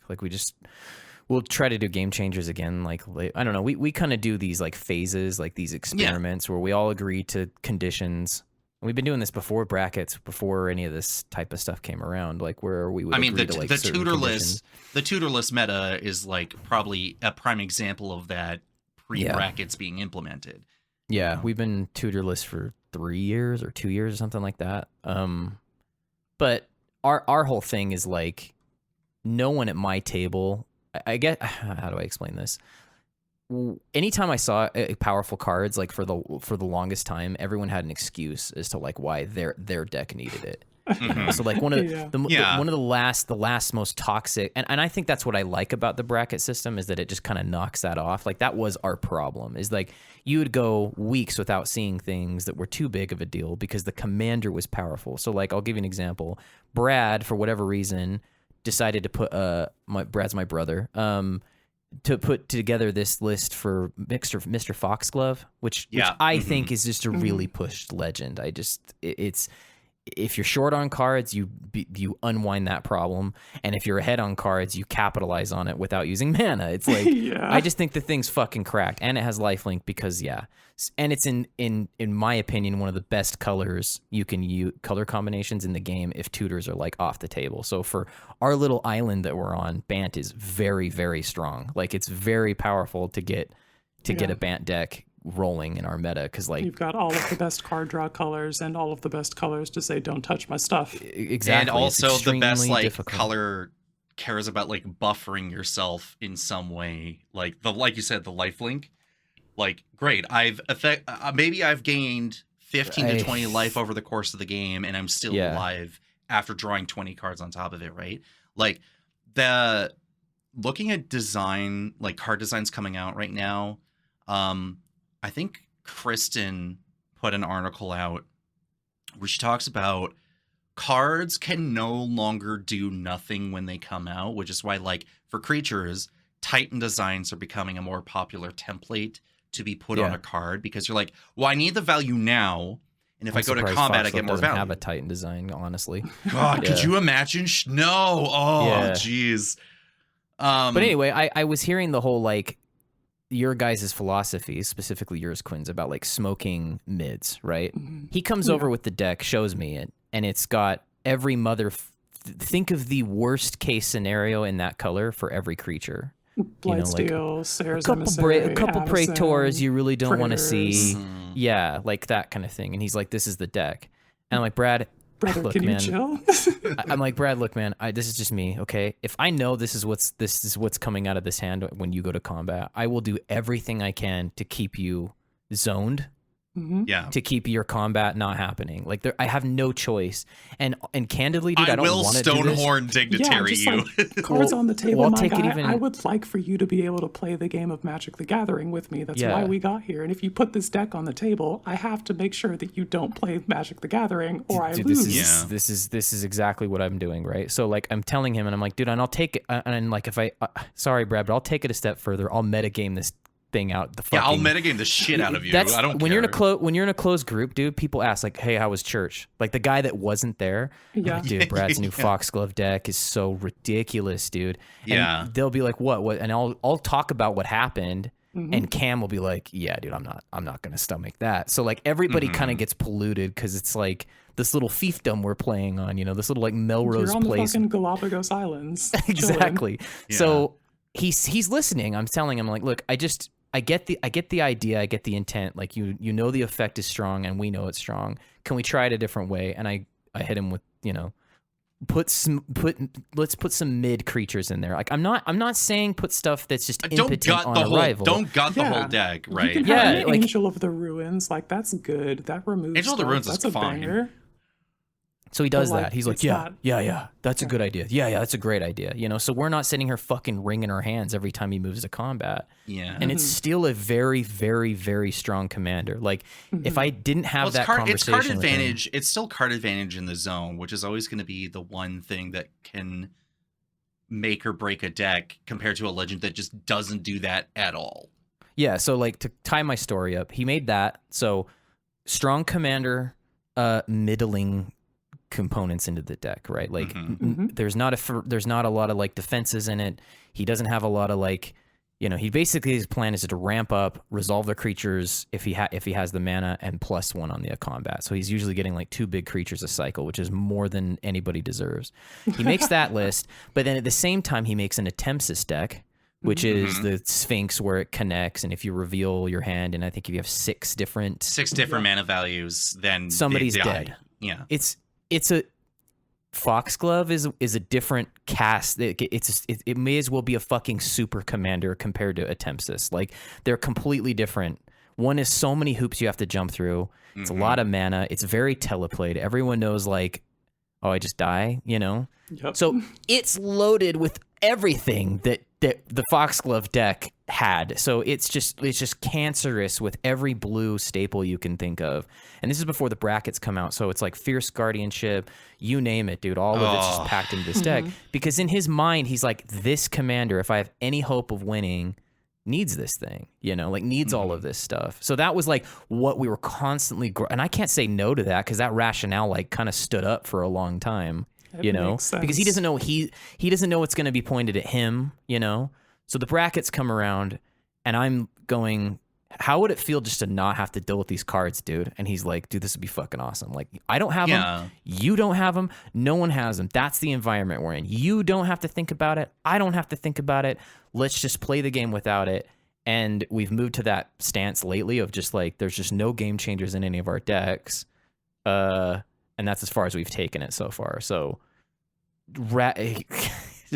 it's that kind of thing that just like, I think just drove us crazy for so long is we didn't know how to like tighten that up. Like, how do I say to him, your deck is still ridiculous? Like every time we moved to interact with him, dude, he had some way to, we were pouring on him and it didn't matter. It was all just getting swatted away. I joked, this last weekend, I was playing with Joel, and a bunch of our friends in the quote unquote church basement on the 3rd floor, which is getting renovations. It's got like vinyl floors now. It's losing that like 90s like aesthetic. We're like, it's no longer the church basement. This is an alien space that we're in now.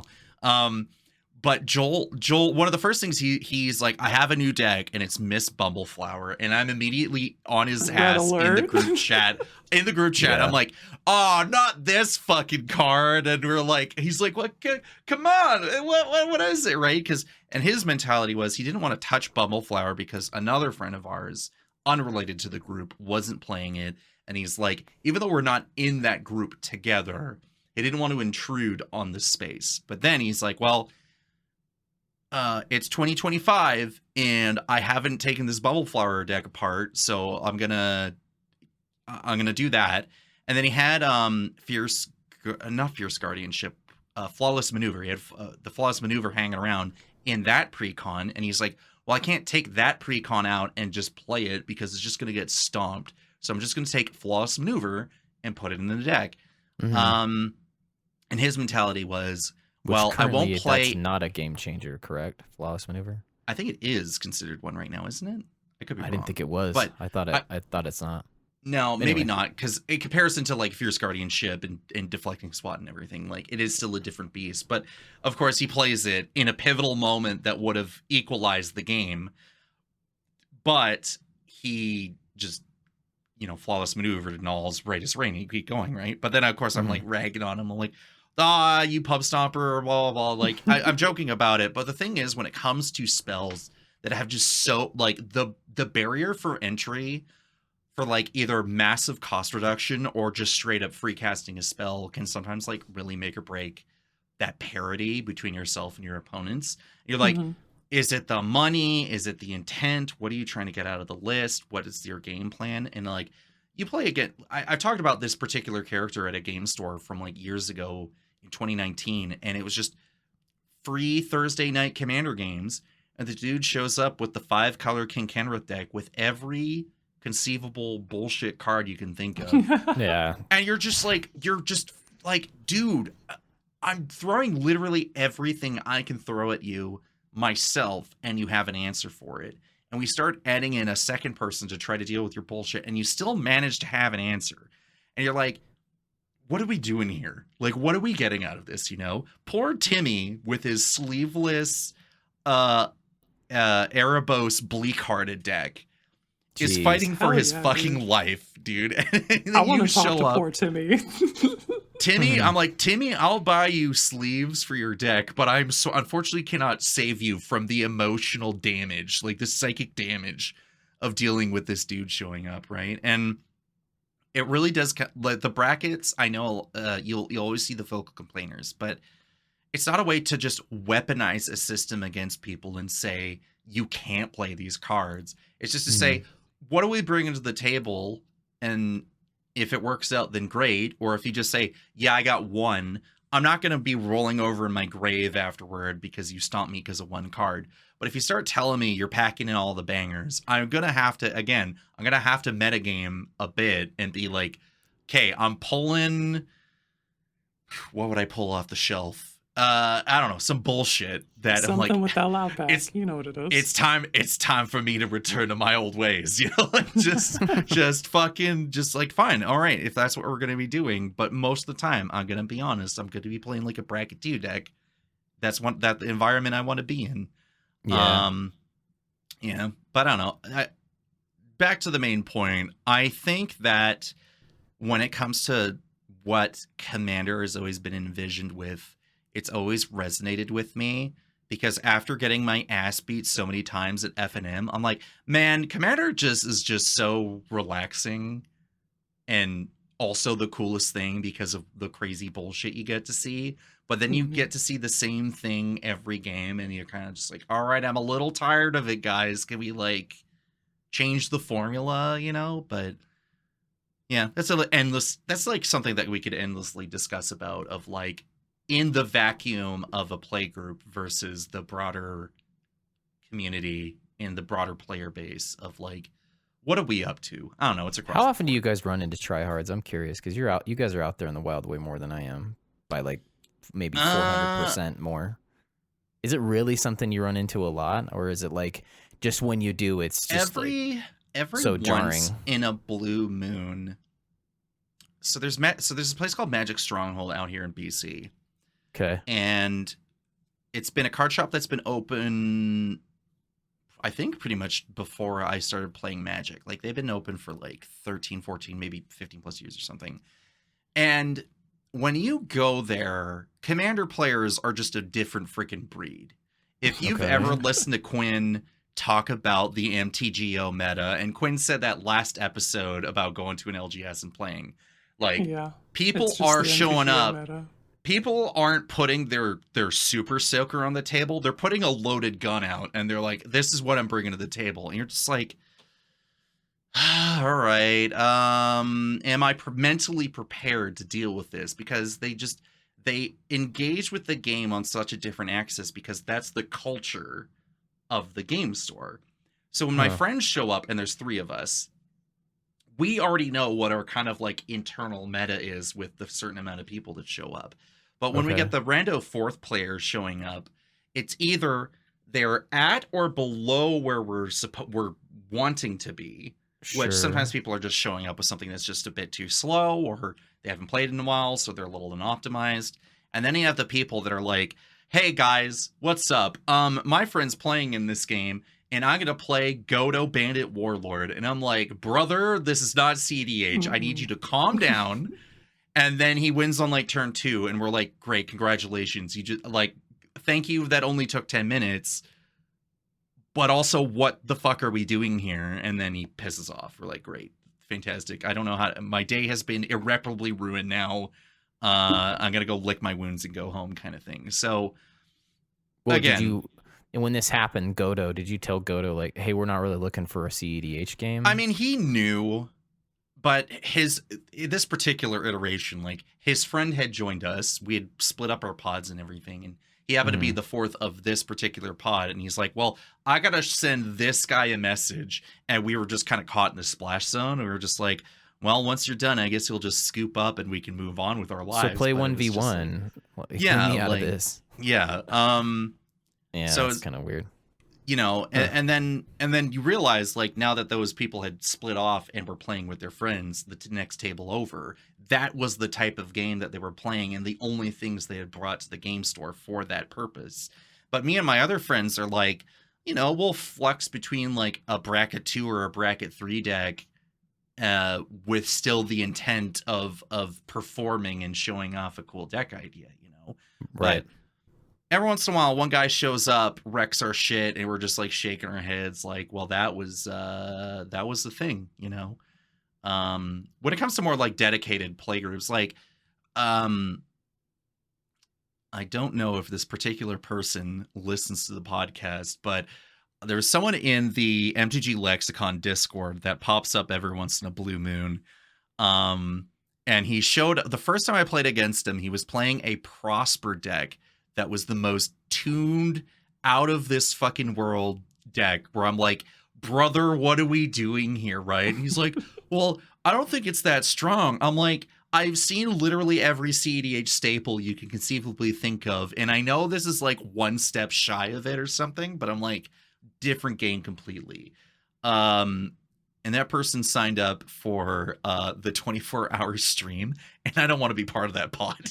Like, that is just, I'm not willing to engage with that. It goes beyond just like deck building intent. It starts becoming like a personality trait.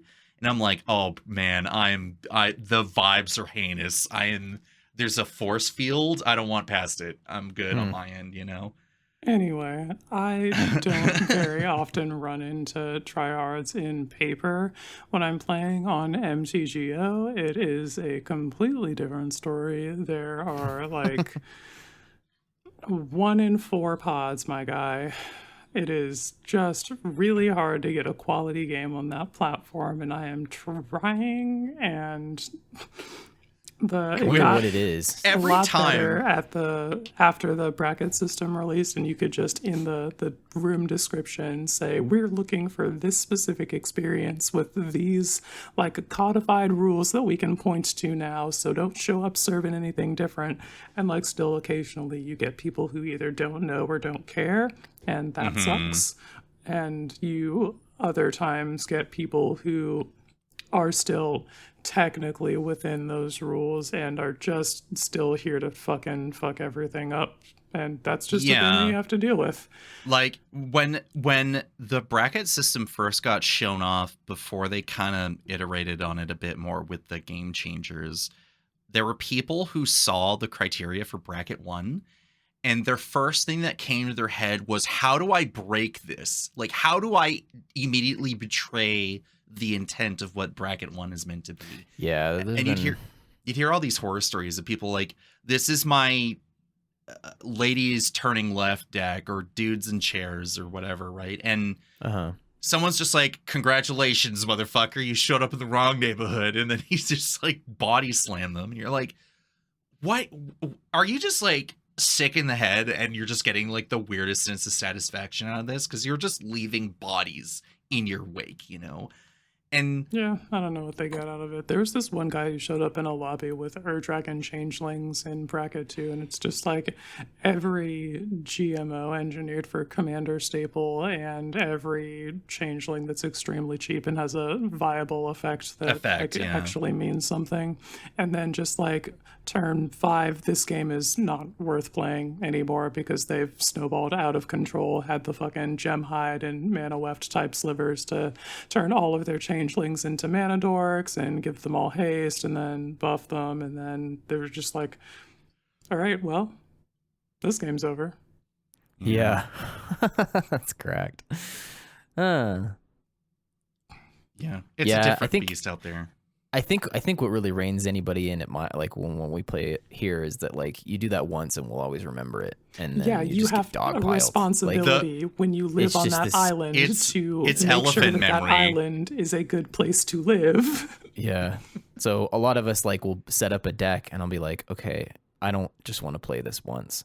Because I've made a few where I'm like, I'll play this once and never again. So I think so like Kyle's one of the ones that he's more infamous for is like this iteration of Heliod. He's only played it 3 times ever. Yeah. Like ever. And it goes back onto the shelf of shame. And then he goes, okay, well, this is a waste of my time to have this because you guys will not fucking let me move with this thing. So it's like a kind of a good pressure valve. It gets a little shitty sometimes with things like, but you know, some people make decks and it's like you cannot play it ever again. Like back in my days of like messing around with Mizzix, like, ooh, yeah, I can't have Mizzix as a commander. I'm not allowed to. As much as I love the character, the idea, even if I try to do something ethical with it, it just won't happen. So it's a self-correcting like penal colony of like you broke the carnal law of like don't win with your first game with this new deck, like ever. That's real. and not just like do not win with it. And not just win, like win in such an overwhelming way that like everyone basically just should not have like they didn't play the game. Like they made no contributions. They'll remember it forever. Yeah. Elephant memories. Speaking of Mizzixes, did you ever take a look at the Jumpstart Mizzix replica rider? That like makes copies of spells? Yeah. It's a little intense to get it to work, if I remember correctly. Yeah. I'm all over trying new Azet decks. Like I'm all about that. But like my thing with the game is and what's weird is when I play outside of our table, like we play people I don't actually know, or we bring people in like that want to play with us, like from around town or whatever. They're always just kind of like, I don't know what it is. It's just they'll put something out and my table's very quick to like threat assess it and just push it out of the way. Like just whoa, like we just like click on it immediately. Something that we just, I don't know. I guess that's the thing. So we've had like a couple guys that kind of come from this like satellite play group. It's Cam's like other friend group, and they play quite lame. Like I don't like how they play. Like it's very, very lame. Their whole system is crazy. They do the draw 10, keep the best 7 kind of thing. I've dabbled with it with some play groups. Content mulligans. Oh yeah, dude. It's crazy. So they come over here and they go, okay, what are the house rules? And I'm like, well, the house rules is that we do the real draw, number 1. Like you do the real mulligan, you scale down, right?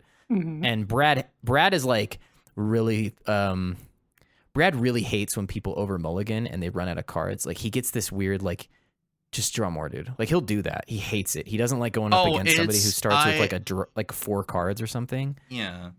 But he doesn't know how their decks are constructed. They're constructed to like a slingshot. You know what I mean? Like they have this one fucking thing they need to pull off, and they're just desperately going for it. You know what I mean? They need like god openings, and if they run into any disruption, they're just fucked. It's fucked. Essentially. Yeah. Like so. Oh, man. They're playing with Brad, and he's like, just go to 7. because they're like mulliganing and their decks are like dry on lands. They're missing kind of like the good construction things that you need, you know. So Brad's like, go to 7, you know, because the guy's like, okay, I guess I'll keep these 4, and it's like they're the 4 fucking banger launch off cards, right? Yeah. Oh, but now you gave them the extra 3 cards they need. Yeah, because he doesn't know. He thinks he's playing against like something like us. Like, what is the 3 really gonna do? So coming in with the good intention on the one side, leading to the bad faith.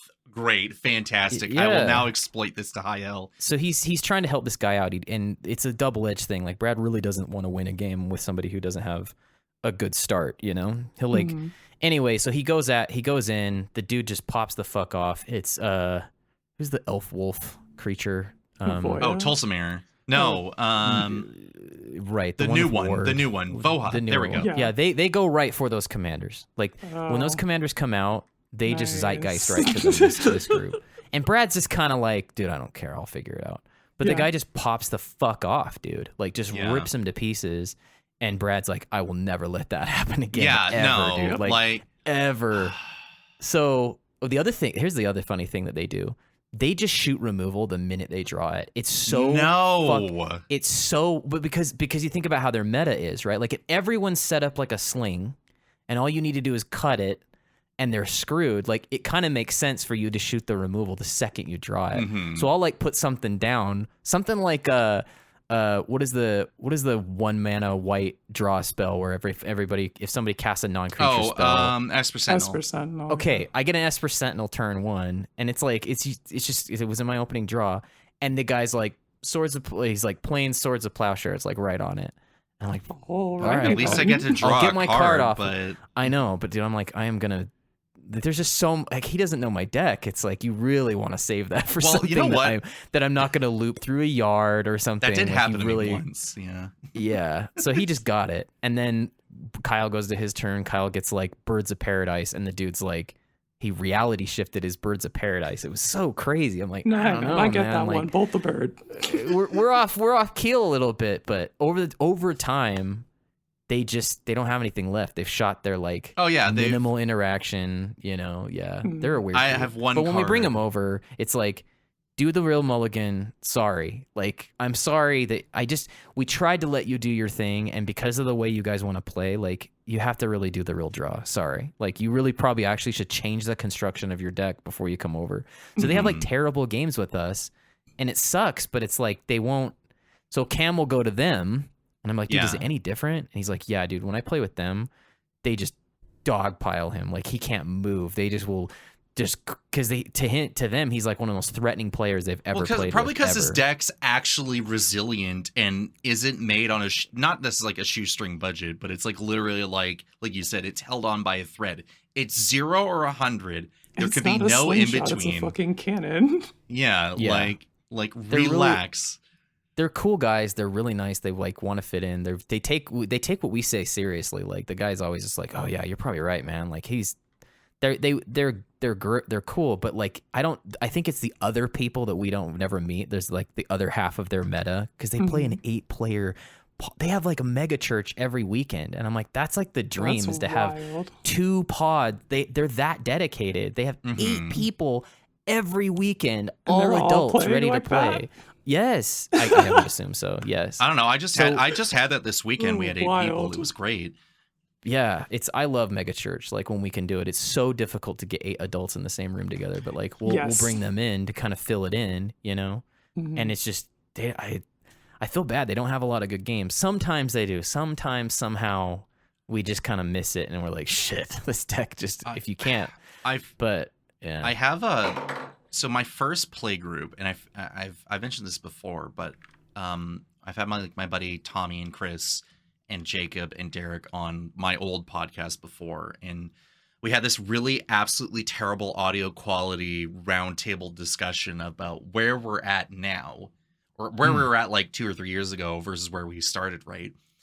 And back then we had partial Paris, so you could just pitch whatever into the bottom of your deck, and you draw that many. You're like, it was porn, dude. It was porn. And so Tommy's you don't ever pick the right video, dude. You're just scrolling all night, just like messing with your cards. It was so crazy. Quit edging yourself and just fucking pick a goddamn hand, right? Like, god damn it. Oh my, yeah. But the starts you can have on Partial Paris are unreal. Can you imagine the current meta with Partial Paris? Holy fuck. Even I think the 10 card choose the best 7 is still like pretty egregious because you just get the broader selection. So that way you potentially reduce the amount of times you're going to be mulliganing. But the fact that you could be like, okay, I have 3 lands and I have nothing but bangers. Let me put the rest of this back. So I have the 3 lands. Great. And now I have plays that I can do for turn 2 and turn 3 guaranteed. And then afterward, you're smooth sailing, like play your commander or whatever. Right. Mm-hmm. So Tommy used to build these lists where he's just like, hey, so you know, the I don't know what the acronym is for limited or like draft or sealed. Bread, where you just go bombs. So he's like, cool, 6 mana value bombs just completely encompasses all of his lists back in 2012. And so he just partial Paris himself. So he's like, cool, I have 6 lands in my hand, in my opening hand, and I will now proceed to play the game so I can guaranteed cast my 6-drop, whatever. And we still have like Soul Ring. This was still before like Arcane Signet or the more available talismans and all this other stuff. We don't have modern 2025 sensibilities and all this other stuff. So he would just kind of guarantee himself a way to hit those eventually. But our problem back then, before Derek had to be like, this, we have to stop this, we would have these 3 or 4, maybe 5 or 6 player games back in the day where we would be playing Commander for 3+ hours. Yeah. And the problem was that you have a very top end heavy of people who have like really fleshed out banger collections. Like Maelstrom Wanderer was not an uncommon commander showing up at a commander table in that group back in the day.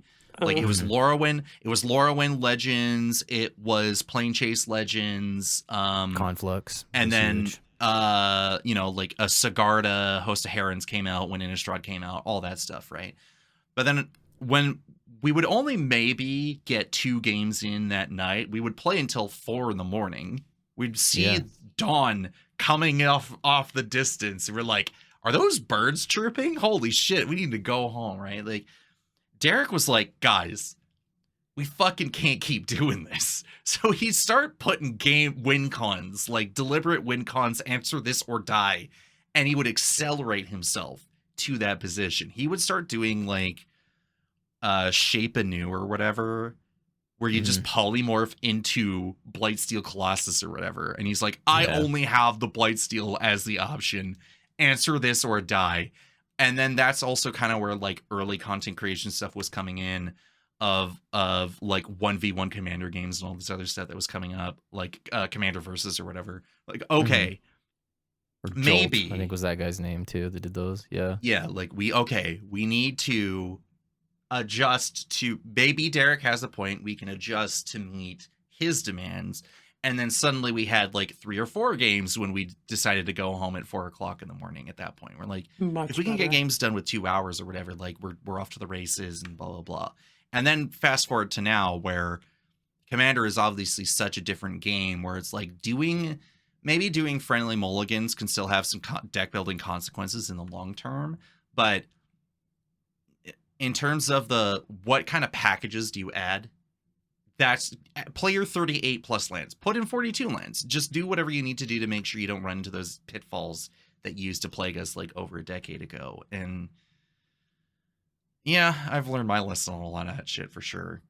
It's good. I'm glad to hear you're hitting your land drop every turn now. That's how you win games. Yes, it's true. So yeah. I know this is like a really weird discussion point because we still y'all want to do the rest of the show? Okay, all right. Cody got out an episode with Laz on Brew Review about Stonebrow, Kroos, and Hero. And then Andy, you and Kyle got your episode out about your thoughts on Ragnarok for your playgroup. Yeah. I love the choice of Descent into Avernus for the art there. So big fan of that card. Every time I see it, I pog. Lenny pointed out how both of you, like Kyle had Ascent and you had Descent as like the artwork contrast. It's like beautiful, love that, and I'm looking forward to see what ends up happening with you guys in the future. And then Quinn, you watched Power Dragons. I've been watching some end of season standard content. There's a lot of stuff that's about to like rotate out of standard, which maybe impacts prices for commander playable cards. So keep an eye out on those. And in particular, Power Dragons cards we won't miss video. Just the like real, man, I fucking hate this card that shows up in standard. A lot of those are cards that commander players like to play at each other. Is she Uldred? Is she Uldred finally rotating? She is finally rotating. Unfortunately, she's incredibly she's fucking also popular, bonkers. so I do not think that her price will be moving. Okay. All right. Well, let's go to Brews Off the Shelf, and let's heavily think about what we want to be doing, what we want to be talking about, because Annie, how much time do you got left approximately? What do you think? I could probably go like maybe another 45. Cool. Maybe. All right. Then let's maybe talk about a deck apiece, Quinn, and let's maybe talk about what Andy is thinking about, and then maybe let's see if we can get to like the quote unquote soapbox 3-way combo at the end. Ooh, yeah. Okay. That's good. So, Quinn, what is one deck that you could talk about this episode? I guess that's gotta be the most popular. Sorry, Quinn, you get one. Fang. You know. Wait, did I hear Greasefang? Yeah, you did indeed hear Greasefang. So here's the deal. I really wanted a Greasefang deck of my own after hearing a bunch of other people talk about it for years, and just being extremely interested in the gameplay loop of like put a car in the yard, reanimate the car, hit them with the card, and find a way to put the card back in your yard for value. Yes. It feels really fucking good, dude. Dude, Greasefang rips. It is the vehicle commander. I don't have it. Play against it. It's the vehicle commander. It is, you cannot. I've been trying to crack the vehicles archetype for quite some time now. I know a lot of our, I've been talking about that on this podcast for a long time. Months, if not over a year. Like, God damn it. It's so wild how the commander that says vehicle in the text box is the fucking vehicles commander. I can't believe it. That's crazy. So yeah, I printed off EDH Rex average deck list to see what they were cooking with, and then played that. And hey, gamers, that shit was not for me. That shit sucked. In what way? In what way? It just didn't function, and I don't know if that was because I didn't draw the cards that I needed to, or because me and the deck brewers on EDH Rec are not drift compatible, but that deck was just like, it didn't work for me.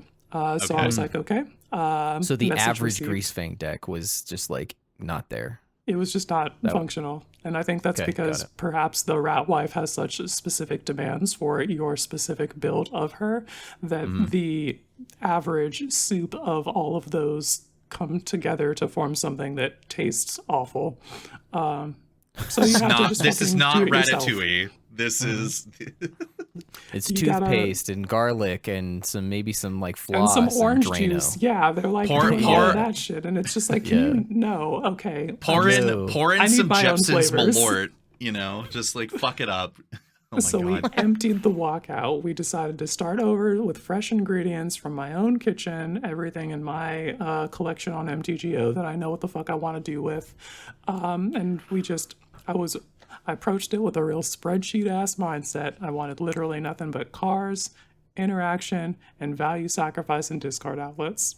And yes, dude. Once I had all of those in there was a room for a couple of other vegetables and things that we could just like EQ staples, which is why I've got my homegirl Myrel Shield of Argive in here, because shut the fuck up. I cannot fucking handle being interrupted mechanically during my Quinn turn. just has to hit them with the stop talking button, get the fuck out of my face, let me do my thing. And is that because you can't crew a car with your talking sticks? You're like, I need to have one that is a pilot at the same time. Honestly, I hadn't made that consideration. I think it was just that Myrel was in the mana value that I was looking to fill at the time. And I was like, I need to make sure that I tell them to shut the fuck up, though. And you can't actually include a, like, Conqueror's Flail very effectively in this deck. I don't think it would fall off specifically on it's just too weird. You need it on the creature. Yeah. And like, I don't super care about Greasefang's power being increased because she can crew whatever. She doesn't need anyone's help. So I wanted to spend that slot on my rel to make sure that my opponents would shut the fuck up. So that's what we did there. And there's a lot of cards that double as interaction these days too. So I got to issue a lot of the other like instant and sorcery type interaction slots and just put all of that on my cars and go harder on my game plan, which makes that a lot more of a consistent and cohesive gameplay experience. So speaking of gameplay experiences, actually playing this shit, man, this shit bullies bracket 2 decks if Greasefang is allowed to live. That rat should not be living. They kill that rat every time. Yeah, you just find a way to put something like Parhelion 2 or Reaver Titan in your graveyard, and then... Dude, I've lost too many games to Rat Reaver Titan. Reaver Titan's nuts. That card is insane. Rat Reaver Titan, I've lost a lot. Like, Cam will get into his yard, and I'm like, is this it, Cam? He's like, I think it is, dude. I think it's it. I think it is. Yeah. Yeah. Really good, crazy card. It's just thanks Warhammer 40K. Bananas. Thank you so much, Warhammer 40K. You provided us with such banger vehicles. I have a couple more on my sideboard that I haven't found room in the deck for yet. The Knight Paladin that does 4 to each opponent when it enters, and when it enters, Gunship are both very popular inclusions on Greasefang's EDH rec page. I definitely understand where they're getting that from. I just haven't figured out the card that I want to cut from my build so that I can work those in.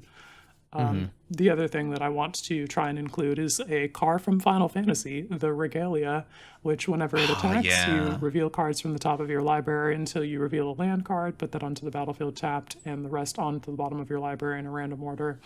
The ramp from that seems pretty strong, and being able to hit any land, if I had more unfair lands, I think that would be particularly impactful.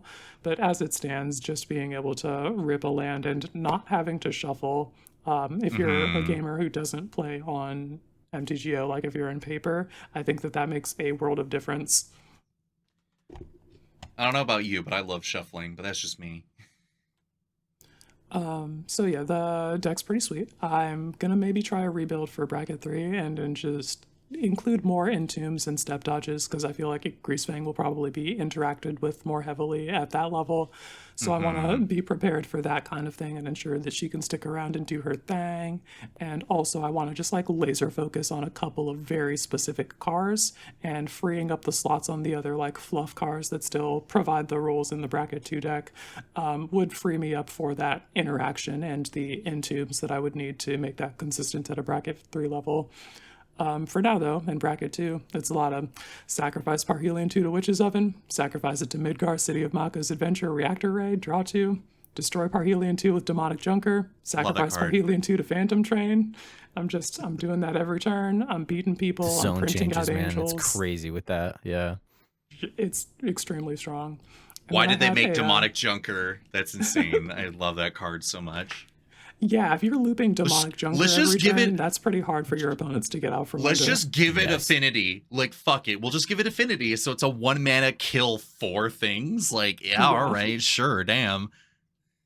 Oh, man, it was so funny to destroy my Parhelion with that. And I'm just like, all right, so that's my sack outlet for this. And we'll put 2+1/+1 counters on the Demonic Junker. Sick. Insane. I played a 1v1, we were in a 4-player game, but we got down to the 1v1 with me versus a Thantis Turbo Fog deck with a Marchesa's Decree win condition. Oh, no. That's the enchantment where every time you attack them, you lose a life and they gain a life for each attacking creature. Mm-hmm. And so they're just here to play this giant fuck-off spider who demands attacks every turn and fog every combat and drain your ass out with Marchesa's Decree. That's so fucking annoying. Weird. And so I'm down here. And the spider gets yacked, right? Like the minute you attack, it picks up all those counters. And so they're also beating you to fuck to death. I had set things up so I'm pretty much like it's do or die time. I've locked them out of Thantis with the mysterious limousine. It's the vehicle that enters the battlefield and does the like O-ring of a creature, and you can like reset it on attacks. But if yeah. So if they play Thantis, there's so much tech in the cars, Thantis. Dude. The cars have so much. You want to do now. anything? You want to do anything? You can do it with a damn car. Or you can play serious. vehicles control. That's a real deck. You now. could move into your car now. Damn, you need power 6 to crew this. Where can I move in? You know, I got the foot room, I got the leg room. My head's not gonna hit the roof. Like, it's crazy. Yeah. Okay, so they Isochron darkness you. Yeah, they're at 6 life, but they vamp tutor, and I don't know what they're fucking getting, but it's another half of their combo piece, obviously, because they put the fucking darkness under the Isochron Scepter. And me, a combat deck, this is bad fucking news, but I have outs, so we keep on rocking. I top deck Monument to Endurance, which is the 3-drop artifact from Ether Drift, where if you discard a card, you choose one of 3 modes. The mode that I choose is each opponent loses 3 life, and opponents just like in the chat, you may have found a way around my loop. So I activate my Gaia Reach Sanitarium, I discard my Parhelion 2, I burn my opponent for 3, I pass the turn to them, they can't do shit, didn't draw an answer, I run it back, GG's. Wow. There we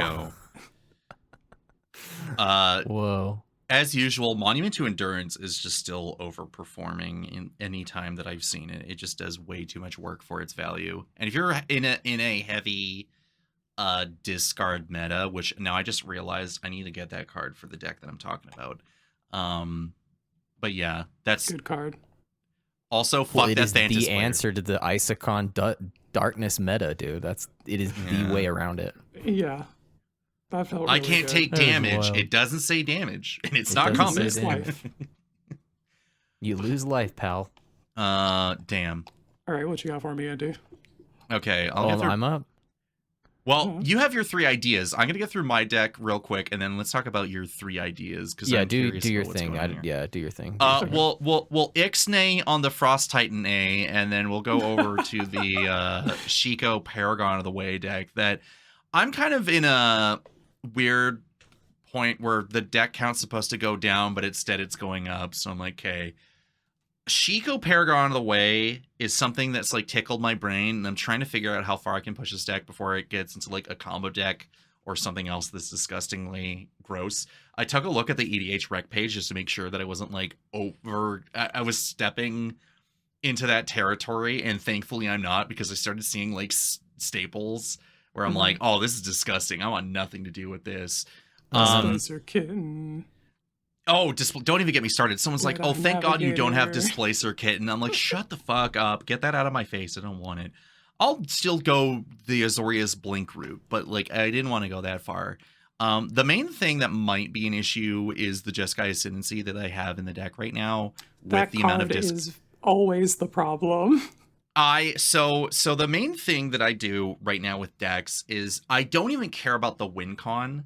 I'm like, I have an idea, or I have an inkling of an idea and a gameplay pattern that I think is appealing enough to me. Let's just jam it together with what I got on hand and then see what comes out of it. And the end result of what I played wasn't half bad, because it did convince one of the other players that I was playing with to actually look at Dragonstorm as a set and be like, what is going on here? Because he's like, you were doing stuff and I didn't really know exactly what was happening, but you had a lot of stuff out at the end of it, so it seems really cool. But then the other thing too was that I was getting all these like Jeskai cards either over like the course of me playing the game and what I was getting from Dragonstorm through like the pre-release and stuff. Like I have a copy of Flamehold Grappler, and I have a copy of Tursa Light Shatter, and I have that what's that instant spell that does like reflect damage? New Way Forward. So I was like, okay, like I gotta find a way to like meld all these cards together. But I also had another copy of Captain Howler staring back at me.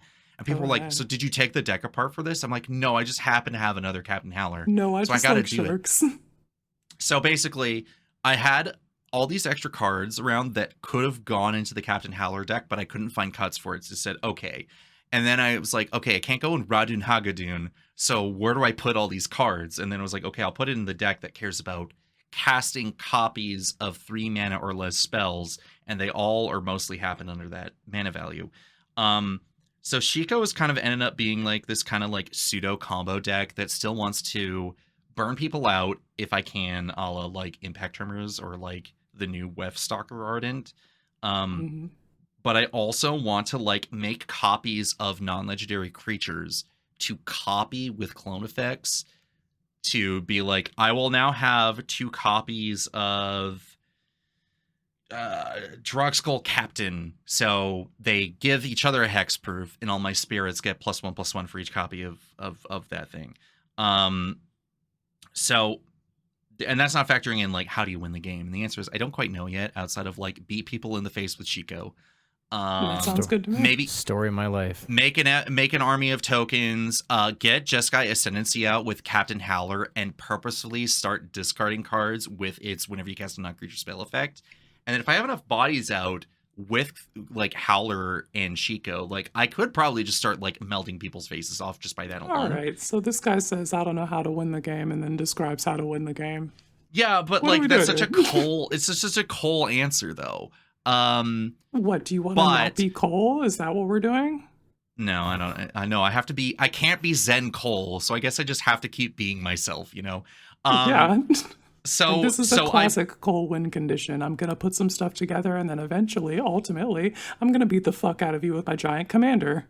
Yeah. Andy, people in some of our like Quinn and I are in like a group chat, and one of the biggest jokes in the group right now is we're all like, I'm in a small uwu bean and I've never done anything wrong in my life. And then everyone else in that chat like jumps you like you're in a back alley with a fat wallet. They're like, that's such a bunch of bullshit. But it's the pot meat kettle. We're like, yeah, but you are not without sin either. So we're just constantly trying to like one up each other while also downplaying what we're capable of, despite the fact that everyone knows what everyone's up to. And then gamers hop in the chat like, wait, hang on, what are mine? What's my accusations? We're like, yeah. But the other thing too is that like I've been wanting to try to put together a Jeskai list because there's also the part of me that's like, there's certain color combinations that I'm just so severely allergic to. And I'm like, I really want to give Jeskai a good, honest try. Instead of crashing out of the number of precons that they have. Why do they have so many Jeskai precons? Can we please give the other color combinations a bone? Like Jund. Shut the fuck up. Shut up. Anyway, so I got that list out there. I think the current version that I have from where I started a few days ago is way better, I guess. Like I'm more confident in it. But where I started with it, like if you look at like the history of it on Moxfield, you'll be like, what the fuck has this guy been doing for like the last few days? And it's just me like desperately trying to like justify. Yeah, you know. I can performatively be Zen Cole, but I also can't get my deck count down below fucking 40 or something. So I guess this is like the next best thing. I like the deck so far. I just kind of hope that I can kind of keep it around. But once we get into that chat later about 3 colors and stuff, I don't know what we'll get to. I might change my mind here, but I don't know. Hey, Shiko, Paragon of the Way. It doesn't have to be an absolute combo engine. You could just beat people in the face. Anyway. All right, Andy, you offered something that, okay, here's the thing. Something that I really like that you talked about on Legendary Creature is that you and Kyle, when you share your experiences, you want there to be the grain of truth because you put the effort in. So you're not just shooting bullshit like we do like every week. So what I find interesting about the decks that I brew, what are we talking about here? Quiet from the clown car. Clown demonic junk. I'm staring in the mirror like, listen here, motherfucker. Anyway, so what I like here is that you have 3 legends that don't have deck lists. You're like, I just want to know what you guys think. So hit us with it. Hit us with your ideas. What do you got here? With you want all three of them or just like just go through all three. We got the time. We can figure it out.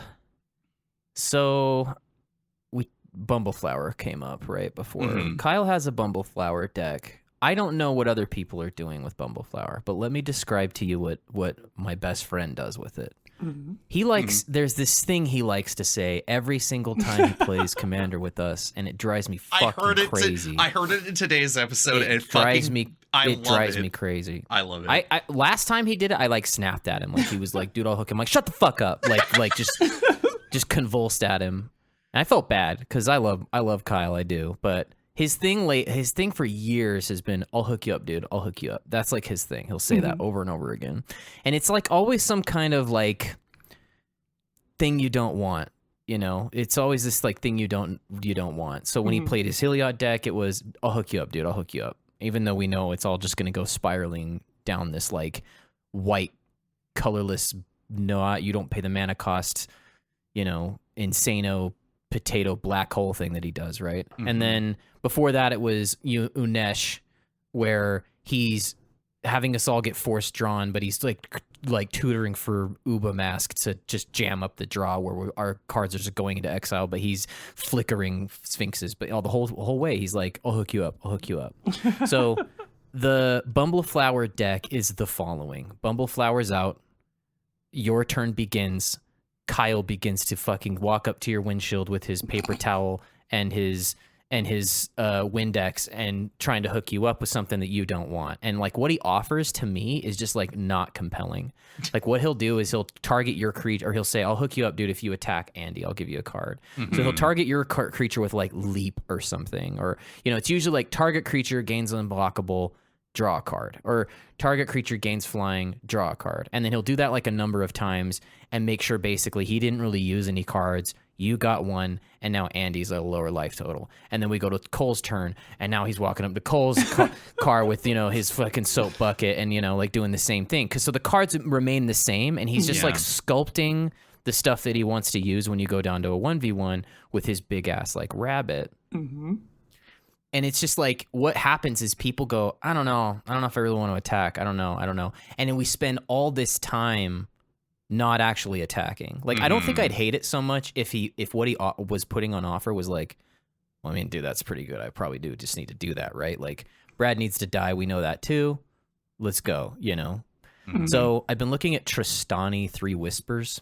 It's a bit of a flex because I'm down blue. Down blue for this whole idea that I want to go after. So she's 3 mana, comes down as, or they, or whatever, it, 3 mana, 4/4, and it has a battery of activated abilities that I think are actually like, I think you would want to, my thing is you'd want to attack if I'm like, hey, let's give your 5/5 vigilance. You'd like, don't just waste a fucking 5/5. Like 5/5s are great blockers and they're pretty damn good attackers. Or I'm saying 5/5 gains double strike and vigilance. So that's very compelling.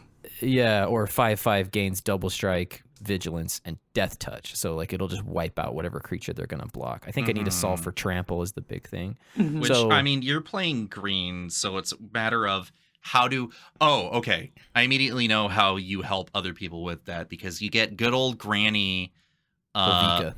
Yeah, you get Ovika. So, like, there's certain things you can do. I wish they had more of those designs in green, because I immediately think of, like, Frontier Warmonger in red. Yes, like, I love those. They have menace. They're so sick. So it's like, damn it, what do you do, right? The Saddleback Brute, they have haste or something. Yeah, exactly, yeah. They're sick. So the idea is like, I really just want to, like, I don't know if you guys maybe you guys never saw this. There was a show called The Tom Green Show on MTV like years ago. And one of his bits was he would follow like guys, he would follow pizza drivers around as they're delivering pizza. And he would pull up behind them and like, I want to sell you a pizza for cheaper. And he'd have like a tackle box that's full of like just pepperonis and different pizza components, and would like bother the person that's trying to buy the pizza to sell them a pizza for cheaper. So my hope is that I can sit down at a game with Bumbleflower and offer a pizza for cheaper. So he'll go, hey, Brad will hook you up. He'll come. I'm like, no, Brad, I will hook you up. I will give you vigilance.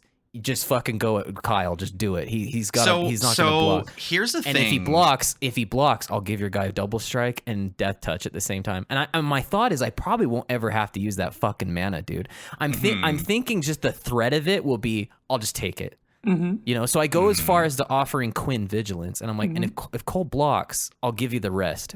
I'm swinging. Yeah, I'll take it. Yeah. Oh yeah, no. And I don't think I'll have to get there. You'll be like, I'll just take it. And all right, that's never the mind. thing. It's getting double strike anyway. And that's the thing, right? Bumble. See, the whole thing, and like I'm laughing because like I could just hear Kyle say this with his laugh. Like I love Kyle's laugh, by the way. Like I love when you guys lose your shit. It's the most funniest thing. The thing about fucking Bumble Flower is that fucking built-in card advantage bullshit. I don't get that. Mine's just and that's it, right? Dude. You are I just activate ability. You're the Fallout 4. You're the Fallout 4 salesman at the beginning of the game selling Vault Tech. He's like, Vault Tech calling, and you're like, this poor guy, I'm gonna see him in 200 years as a fucking ghoul because he just lacks the charisma and he lacks the ability to back himself up. So the thing about this, right? I love Tristani 3 Whispers. I would love to put this in the command zone if it wasn't already in my Naya curses list, because I'm trying to do that exact same bullshit. And this, I think, will be a great way to go into that color combination talk later. So here's the 99. Your 99's just got to be fucking amazing. That's the one thing. Okay, we got to talk about that. So I'm on two axes. What I think. My first thing is I can't be spending mana on my turn, but I got to bring it. Like I got to bring it. I got to bring the game up somehow. Like this is like this is like classic Andy problem. Is I know how to like be there. I just don't know how to bring it. You know, like to fucking end it. So my thought was, is we just rely on counters. Like she grows by 1 counter a turn, or a creature grows by 1 counter a turn. Like I need something that requires 0 mana because the mana's got to stay up around the table. If I get away with something like what's that enchant that untaps all your lands? Wilderness Reclamation. Yeah, like if I get something like that, great. I can be more egregious with the activations on my own turn or something like that. So I'm thinking the construction of the deck is stuff like it synergizes a little like what's that crazy one with the gorilla that's like trying to fight people, where at my upkeep I get 3 counters and I give it away to somebody else. I know. God, it was part of it's evolutionary escalation. I know it's what 2 you're thinking mana. of. Yeah. She goes right to the clock right when I wake up with that like enchant. She goes from 4 to 7 right away, and that's good for me. So I'm thinking version 1 of the deck is little to no mana is spent on Andy's turn. Rest of turn activations are offered, but I got to be creeping up with some kind of value, like be it counters or defenses or something, you know. So that's idea 1. That makes sense to me. I can also see like having mana sinks that do other things. Yeah, so like one of the ones I was thinking about was like 8.5 Tails. Like if I have both, I can give, you know, in our example, Quinn, it gains protection from white. Cole, your creature's white. Go. Yeah, Sounds but good. here's in there. You like do if have the to, other 3 here's abilities the aren't enough, then we'll just combine them together. The only main immediate thing is like your sequencing in that situation has to be on point, because if people start attempting to interact with your protection, we're like, oh, I'm going to give your creature double strike, but I am a white source, so I'm also going to give your thing protection from white for the situation. And so you got to make sure you kind of layer that in a way that, like, if anyone interacts, that, you know, okay, someone blows up their thing. Okay, now you wasted a bunch of mana and you lose that leverage, right? Can you imagine me saving one of your permanents with 8.5 Tails? Like, do you know what you would owe me if I did that? Oh, geez, the leverage, like, obscene. Yeah. Anyway.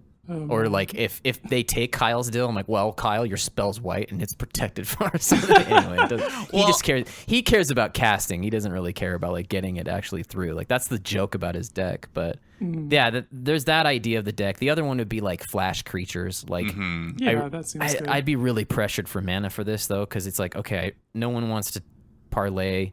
I flash in fucking, but what? Like what? So that's the Alms thing. Collector? I don't even know. Alms Collector, I immediately think of like Cathar Commando, because like if you're great, you're not attacking, but I guess I'm gonna blow something up or do a surprise block Fanta block something and also blow something up. But like, right, that's or just the develop thing. and sit on it. Like, Is that you don't have the card advantage angle that these other types of commanders want to have. Like, you do not. It's not you're a not super ramping. commander. You're not drawing. It's not a foxglove. It's not. Fox, yeah. I'm just stuck with this thing. Like, yeah. So the other thing is we're gonna take a page out of Quinn's book for a moment here, and you gotta get your Conqueror's flails and stuff in, because here's the thing: it's a 2-factor thing. You get your Myrels, you get your Conqueror's Flail or whatever. While on your turn, you're suiting up Tristani or whatever else that you got going on.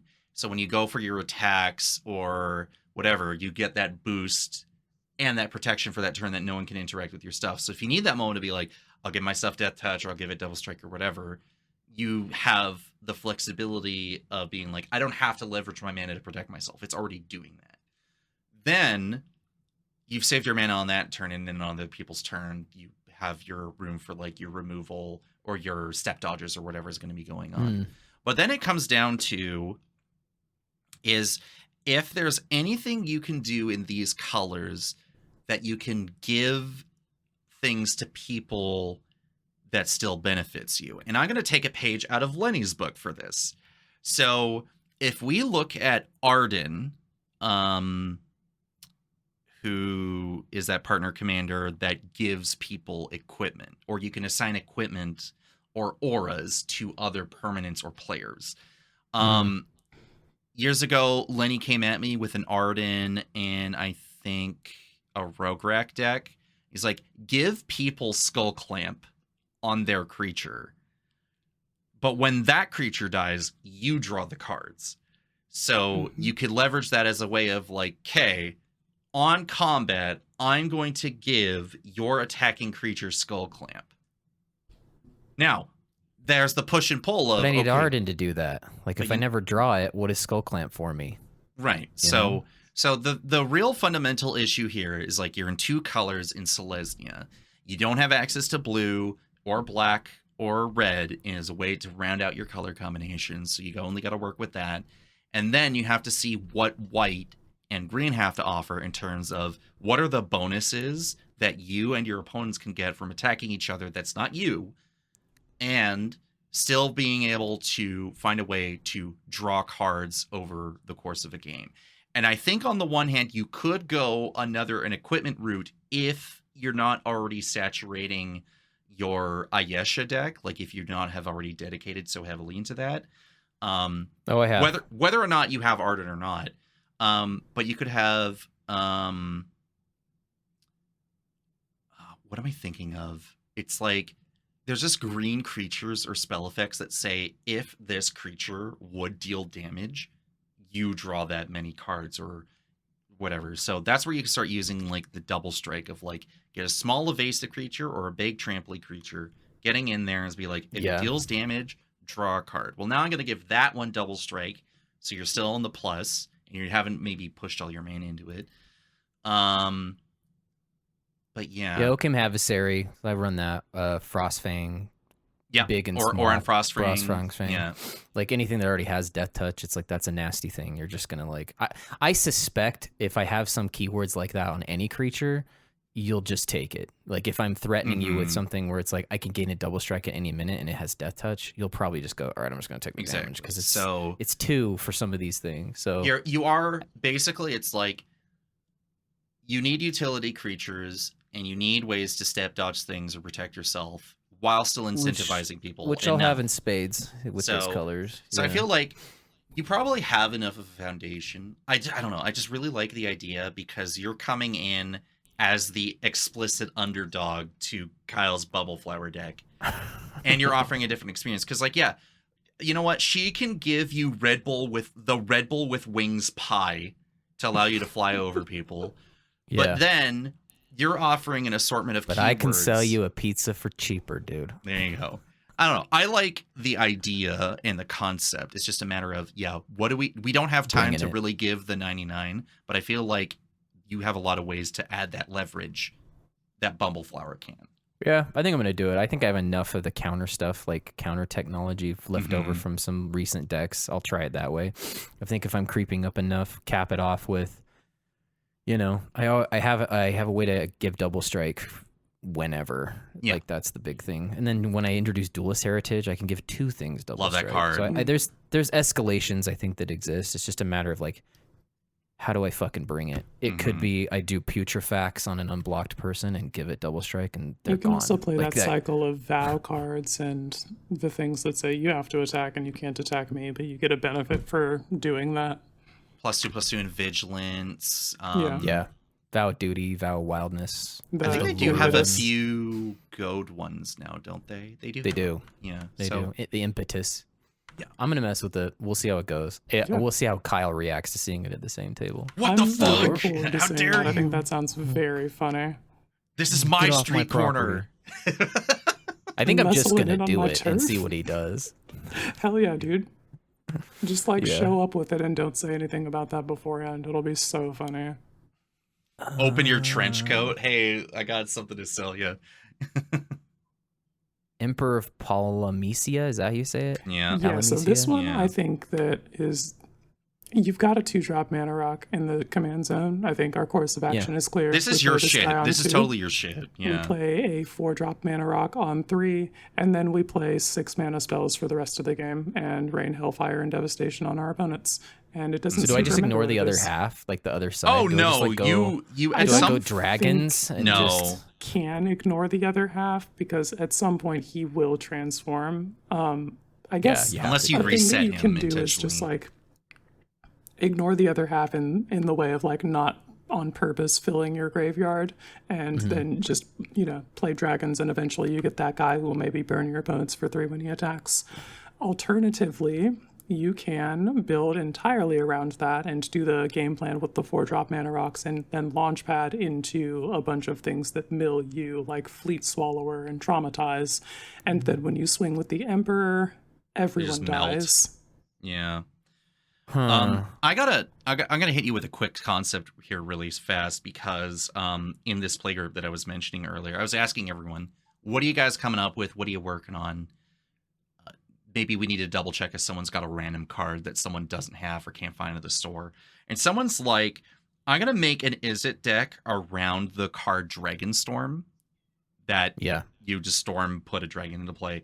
He says, I want to make an Izzet Spellslinger list where the win con is OG Dragonstorm to grab all the Niv Mizzets and Terror the Peaks and make a Dragon Machine Gun. And he's thinking it's either going to be Vadric or Stella Lee. And I don't mean to think like, hey, make this should be Galazeth. Yeah, like 1,000,000% it should be Galazeth. I think if you're interested in playing that deck long term, you probably don't put Vadric in the command zone or Stella Lee in the command zone. Those are I don't know. But what I'm cards. thinking here is very similarly, because isn't it like 9 mana or something, or 6? It is 9 mana to cast. Yeah. And so what I'm thinking is like you obviously have a pretty strong attraction to Izzet. It's like, what if there was like a concept or something, not necessarily like Dragonstorm, but you're like, what is something that like you've always wanted to do, but like the Emperor of Palamecia as the launch pad could allow you to do that more comfortably, whether that's not whether or not you attack with it ever on its other face or just simply use it as a mana dork. Like that's the thing, right? You and I talked about the Red Death. And it's a 2 mana creature that adds a red mana to your mana pool. Right. But compared to that, the limitation of you have to goad something to get the mana and they still draw a card. This case is you add a mana to your non-creature spell. I feel like if there's ever been something that's been too demanding mana-wise before, the Emperor can offer you that option now, because you now have a mana dork in the command zone with a potential melt face win con on the backside that you can work your way up to. Which is attractive. Like, I really like the idea of using like I don't know. There's a lot of, this is probably not what you want to hear, but there's like some really cool like backlashy style counter spells that come out from like the original, like the counter counter burn. You know, like the stuff where it's like counter burn, mind swipe, mind swipe, ionize, essence backlash, dude, essence backlash, yes, yeah, essence backlash. Refuse to cooperate. Yeah, refuse and to cooperate. So I wonder if that's the deck where it's like. Control deck that kind of like, and I keynote, but not actually. really. But I'm control deck down. That burns you for having the gall to put spells on the stack. How fucking dare you? How you come to my street corner, my turf again? Just melt. Kyle's like, oh, I got Bumbleflower. You know what, Kyle? Essence backlash on that creature. It's like a creature, yeah. Reader. What is it?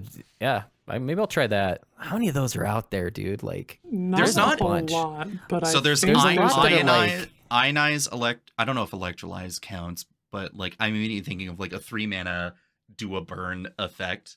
The other thing too is like with a mana dork in the zone, and like Quinn saying, get your 4-drop mana rocks, like your Hedron Archive, your rings.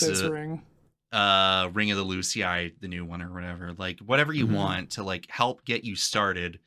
But then you just start playing burn spells because you have that flexibility and comfort of like, you have the option of doing it hypothesical and like you have the option of like, you already have the Lord Master of Hell on the back side of the card if you reach the point that you no longer need the mana dork. Oh, dude, Prophetic Bolt. Yes, that's the deck. Yeah, that's the deck. Dude. Yeah, okay. That's the deck. I'll work on it. That's the deck. Get that on my desk in 2 weeks. We'll get the. Dude, you'll have it before 2 weeks. Yeah, sick. Hell yeah. You'll have it before 2 weeks. I think that's the only two I had like conceptually wanted to think about. I did make the Zur deck. I played it actually with Quinn like a couple. Was that last night? Was it the new? Was it the new Zur? Yes, Zur it was the Eternal new Zur. Schemer, dude. That was a good ass fucking game. One of the stories here is actually, I think, from the game that we were talking about. Yeah. So the deck is, it's really ponderously slow, but like what I love about it is, you know, you're paying like those trash enchantments. Like I have a couple where enchantment creatures where it's like I just wouldn't normally consider this for a deck, but the fact that it's Death Touch, Lifelink, Hexproof is just a lot for people to like chew on. And they just stay enchantments after you wake them up too, even if you kill Zur. Yeah. So the first time I played it, I put Brad's commander in trapped in the screen. Oh, he didn't zone it. So he was like, "Oh, I'll just put it in the screen." And he's like, "How what did you not know?"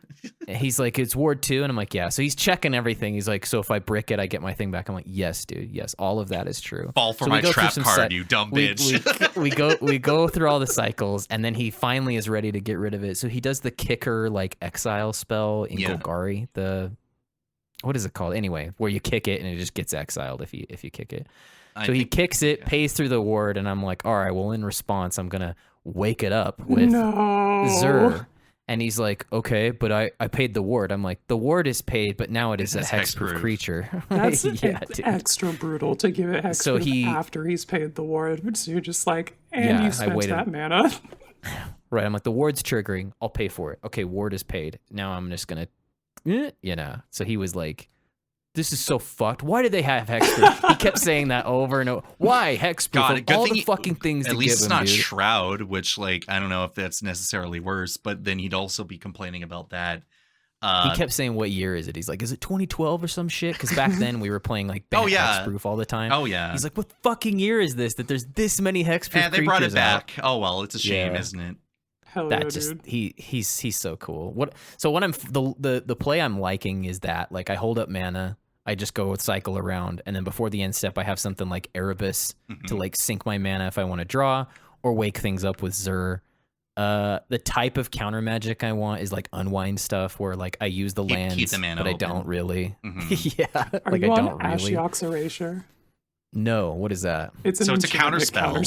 It's an enchantment counter spell. It's 4 mana. You flash it in. You counter a spell. I think, does it have something else? Like I can't remember what else the card does. Yeah, I think it's your opponents can't like cast spells with the same name as it. Oh yeah, that's right. Listen, it's not great, but it is very funny. It is, and Hang also on. it's an enchantment, so you can just be like, cool, yeah. And like if you There's got cost reduction, There's a few I've been considering, right? So there's like there's a fear of counterspell that is an enchantment creature. It's like the the 3 mana one, yeah, one. and they manifest dread. Yeah. Yeah, they manifest dread, you counter it. Fear of imposters, I think, is what it is. I was thinking also of like fear of lost teeth, because if it dies, doesn't it go back to your hand? No, it just says when the fear of lost teeth dies, it deals 1 damage to any target, and you. And if that has death touch, then it's just a kill spell, and then you're sitting on that threat of activation that you love so much. I have the I have like all of the saturation of like the coastal piracy effect. So it's like I'm attacking. You're just gonna take it, dude. Like I just don't see you not taking 1 damage from this thing. I'm not blocking fear of that. imposters. The other one that was like I was considering, it's a bit of a way to get there, but it's called Inventive Iteration. It's a saga. That card is brutal once you get to that backside. The backside. So yeah, its first chapter is it bounces a creature. Middle chapter is you pull an artifact from your graveyard back to your hand. But if you can't, you draw a card. So for me, it'll be draw a card. And then the last piece is it flips over and then it turns into this fucking thing. Living Breakthrough. 3/3, big. It's an enchantment creature. Big piece though here is whenever you cast a spell, your opponents can't cast spells with the same mana value as the spell until your next turn. So if you've got a nice spread of mana values, you can just lock your opponents out of casting spells. That's pretty sick. Yeah. Sick. Right, a flying death touch hexproof. like how do you interact with that? I know, dude. I actually kind of want that. Or the Runetail Kitsune, like. It is an enchantment creature almost automatically if I'm above 30, which is highly likely with all of the lifelink. But when you have 30 or more life, flip it, and then it becomes the enchantment that just says you just can't be fucked with, period. Prevent all damage that would be dealt to creatures you control. And you're just like, nice blasphemous act, nerd. There's no point. Like if I'm attacking, you can't trade anymore. They just die. Like there's no point. So there's some cool stuff. It's very mana intense to get it all hooked up, but so far I'm pretty happy with that deck, dude. Like it's trapped cool in the screen.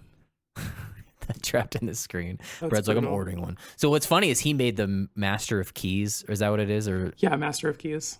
So he came over and we were like, he's like, dude, I want to make an Esper deck for like the first time ever. I don't think he's done one in a long time. I think Urtai was like his first one, and he's starting to put that together. And I'm like, I'm gonna make one too. And I threw together a Zur thing. I just used the precon and just kind of bashed it into the shape it's in now. But his deck is like Voltron. Like he just gets it out. All of these stupid auras. You kill his guy, and he gets another. It draws 3 more cards. He dies. Comes back out a little bigger, I guess, or maybe equal to the size it was before. More auras. Like he just casts it on turn 3. He doesn't even try the mill. He just goes 3 mana, 3/3 flyer. Aura, and then you kill him. You have to. You have no choice. You kill him. They all go fall back off. to the graveyard. He recasts it and escapes those from the graveyard. Here we fucking go again, dude. Fuck, dude. Right. Yeah, that's his angle with that deck. He's like 3 mana. Like it's just a 3/3 flying for 3. Yeah, okay. We go to his turn. It's would he put Steel of the Godhead on it? Cool. Yeah. It's some fuck nasty monster now. The Blast Lord. Right. Yeah. It's like cool. Yeah. Yeah. That's actually sick as fuck, dude. It works. It works. It works in the way that only Brad can make it work. Of course. Until I trapped it in the screen. And he's like, "Fuck, dude! This is bullshit. Yeah. You didn't put it back in the command zone. You come on." It was a different game. He was actually playing Winter, like the Jund Winter. The Jund Winter, yeah. Yeah. So I actually warded through his ward to put it under a ward enchantment that eventually got hexproof. So it was fucking that is so fun. Modern Magic for real. For real. Oh man, that's hilarious. So yeah, I've heard a lot about this Zur for standard play, and I think Brandon standard deck. Brandon's made this Zur before, right? I don't think I've seen this from him. He might be in the 99 of the 5-color one. Yeah. Oh, you know what? You're totally right. Yeah, he's totally got that in Marina Vendril. But yeah, that's super cool. Maybe do you have it as a list on Architect? I do. Okay, yeah. Maybe put that in the notes later, because I can add that to the episode link, because I think there will be maybe some people like I hate the old Zur.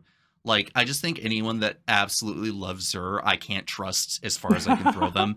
And 90% of the time, I can't throw these people very far. But this new version, like, yeah, you can do some bullshit, but at least there's more of, like, I guess the reason I like it more is, like, great, you can turn these enchantment creatures sideways and start doing some bullshit with that. And I'm, like, totally for that. I love that. Yeah, Thought Render Lamia or whatever is just sitting around, like, and people want to brick it, but it's just sitting there. That's a like, weird card. It's been cool. I'm happy with it. Very simple flavors. Hell yeah, dude. All right. We want to wrap things up, or how are we feeling? I don't know. We might not be able to do that thing. What's your last segment? What did you want to cover? I did want to do that kind of color combination roundtable thing about, like, you know, based off my talk about Jund just being Simic and whatever, and kind of our thoughts about it. But maybe we don't have the time. I don't know. Maybe I'll save that for next week or next episode. Yeah, I'm not about to defend like a 3-color color identity, but I was curious, like, what you had to say of why you think Jund is basically Simic. Is what I thought. Okay, well, let's just hit that elevator music, but make it like it's Alvin and the Chipmunks, and we're back. Okay, so the thing that I said, like, here's the thing, is that I had this conversation with Light a lot when we talk about building decks and, like, why we do it and what we want out of it. And one of the things that came up is that Light is a very methodical deck builder. She also loves board games, and one of the things that she says, she's like, Commander is a board game, and like, what do you do within the confines of the board game, and blah blah blah. But one of the things that she does that sometimes just, like, drives me up the wall is that she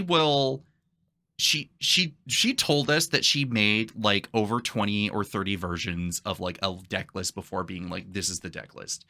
And I'm like, what the fuck do you mean different you had are the versions, though? Well, and that's the thing, right? Like, what do you got and, like, what do you do? But the thing about these decks, whether it was like Tifa, like the new Tifa, or Y'shtola, she's currently making another version of her Indominus Rex deck and all this other stuff. And she is not limited by paper or what she has in her collection. She just builds stuff off Moxfield, spends days, if not like a solid week, going through all the iterations before figuring out this is the deck I want to play.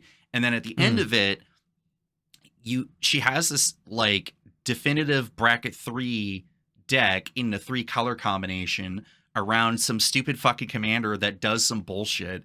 And then I'm like, you don't need to do that. You can build this type of thing within the confines of 2-color, so that way you can impose some kind of limitation on it. Because I just don't trust what Light is up to, because she will build some bullshit, and then at some point... What does this have to do with Jund being like Simic? I'm getting Send there. The article or some shit. I should have been an article. God damn it. But the thing is that when it comes to the color combination thing of, like, I would rather build a 2-color deck versus a 3-color deck, because a 3-color deck will not have as many limitations.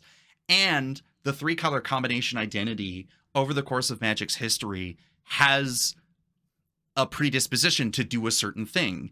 So Naya, traditionally, you're like, okay, Naya's big creatures, and then green ramps you so you can play your big, dumb, stupid creatures, and then you're either burning people out, or you're playing big, dumb angels that do some stuff, or it's landfall, probably, right?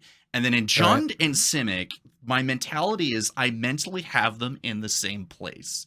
Okay. Because I'm like, in Jund, you're milling yourself and putting extra lands out. But then the added consequences, because you're in black and you're in red, you just start either burning or making people lose life, and then, I landfall and I win the game. You're like, okay, cool, whatever, right? And there's usually some bullshit in behind the back where you're like, good.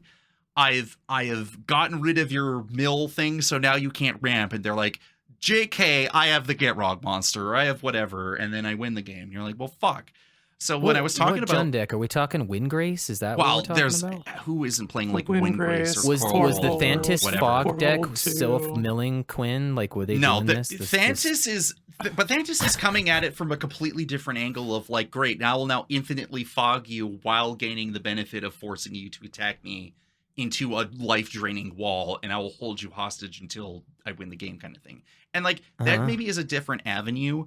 And Jund is definitely more so about like still doing like savage combat a la Crash or whatever. But when I saw the pre-con for I was gonna say Thunder Junction, but I mean Edge of Eternity is that it's still not deviating from the axis of sack lands, accumulate value, put extra lands out, burn people out, or do extra damage or whatever. It's not innovating it in a really interesting way, which is why I kind of like dismissed the pre-con. But then it gets into the fact, it's like, well, great. Well, if Jund's just doing the landful bullshit, Simic is basically mentally the same thing to me, because Magic's design team can't really deviate Simic out of what it's already doing, which usually involves drawing cards, playing extra lands, adding mana. But the difference is that, like, Simic would rather, like, make you bored to death and quit the game than actually make you lose the game. Outside of maybe like a mill strategy or something, like Simic is like, okay, ramp and maybe also play big creatures, but then you have to turn them sideways or whatever. I just don't know what like a Simic win con is, but it's just like Simic bullshit, Jund bullshit. It's the same thing. I'm tired of it. Maybe I'll start playing mass land destruction. I don't know, but like it's just, yeah, it.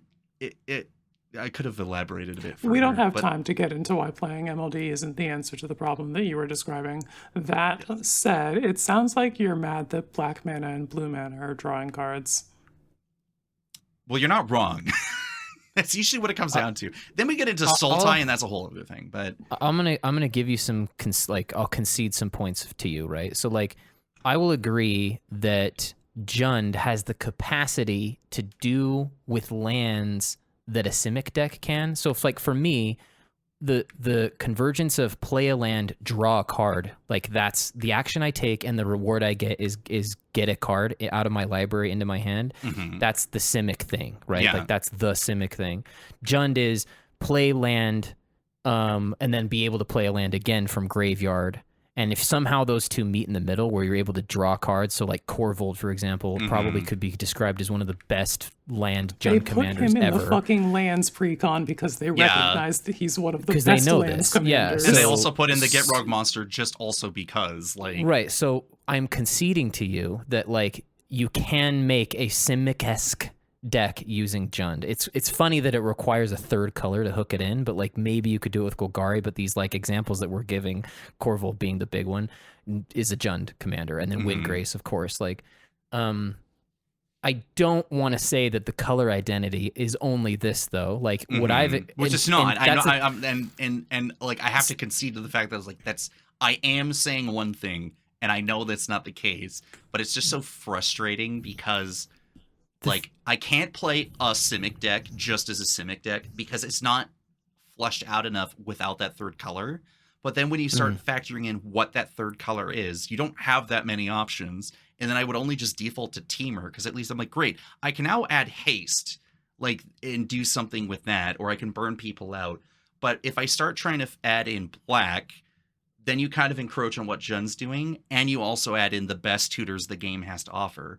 And if it's white, I'm bored to death. Like, what is it doing if it's not Bumbleflower or Foxglove or Bant Fogs a la Angus McKenzie or some other bullshit, right? Like, I don't get, like, it goes into, like, color combinations and stuff of just, like, I don't get what this color combination is giving me. I just don't like it. It doesn't offer me anything stimulating. Yeah, like, I think the problem with, or at least this isn't, I don't call it, maybe this isn't a problem, but like, to me, the three color identities are treated like a Chuckarama all you can eat buffet, where you could, and a lot of people often do, go there and get the best things, and that's what they're doing. So it sounds like this person that we're talking about, like, they're, okay, I'm going to go for the best part of the Jund design, which it's a little push. Like this will be how many precons now where they've like said, not as many as the Jeskai ones. So, yeah.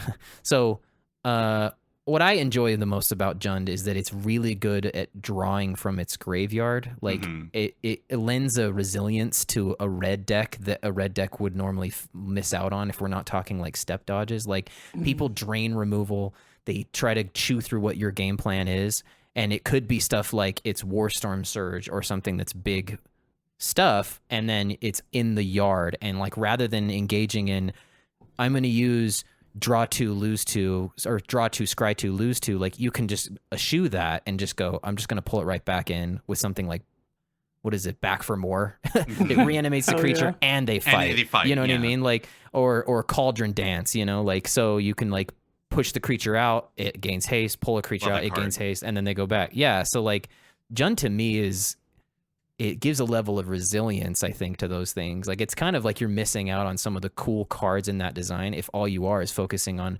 oh, I got to get my Azusa and then get my fetch lands and like start playing with my Crucible of Worlds. It's like there's some really cool cards in this design. Like they have their own, what is it, cut to ribbons. Like you can just deal 4 damage to something, it's gone, and you're sitting on an Exsanguinate all game and no one realizes it's down there waiting to go off. You know? But you have the mana to capitalize on it, where he's like, all right, I'm gonna Exsanguinate people.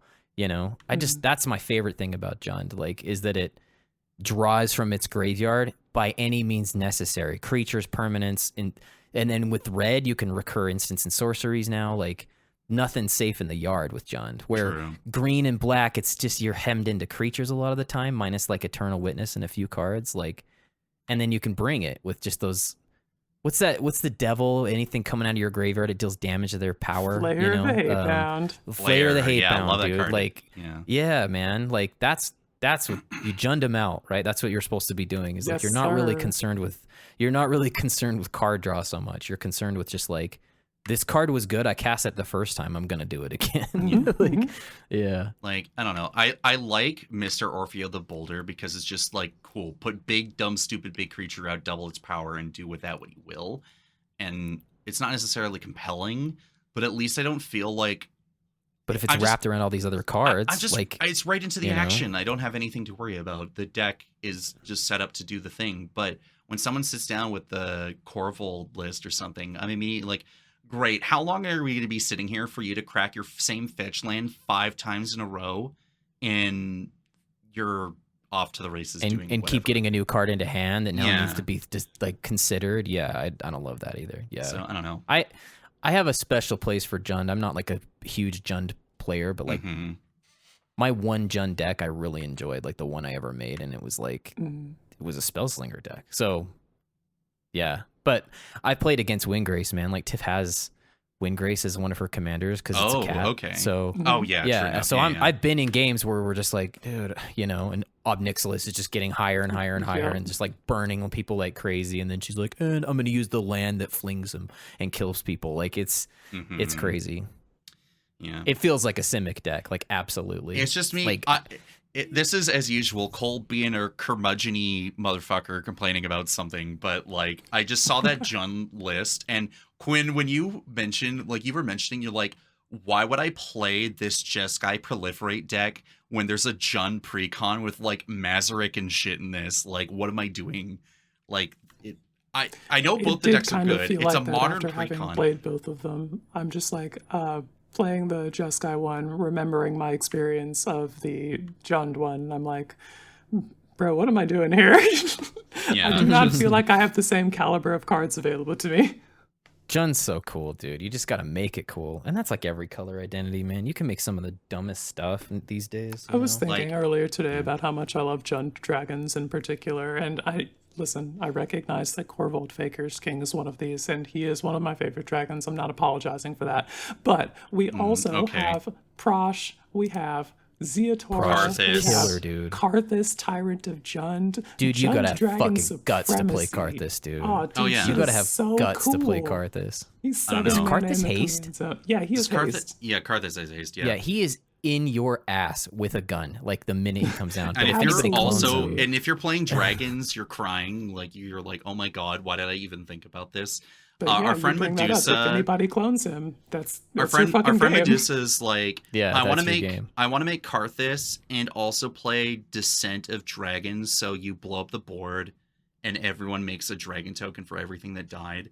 And then you play Karthus and steal that army of 6/6 dragons, or however big they are. I think they're 5/5s or 6/6s or whatever. You're like, okay, cool. Like, that is a card that I've always known about in the back of my brain since Tarkir originally came out. but I just never knew what the fuck to do with it because you're also giving everyone a giant fuck off dragon per the creature. And you're like, how do we act of treason? Okay, sure, we'll go with... You gotta have fucking guts. So... You gotta have guts, dude. So yeah. Are you a fucking coward?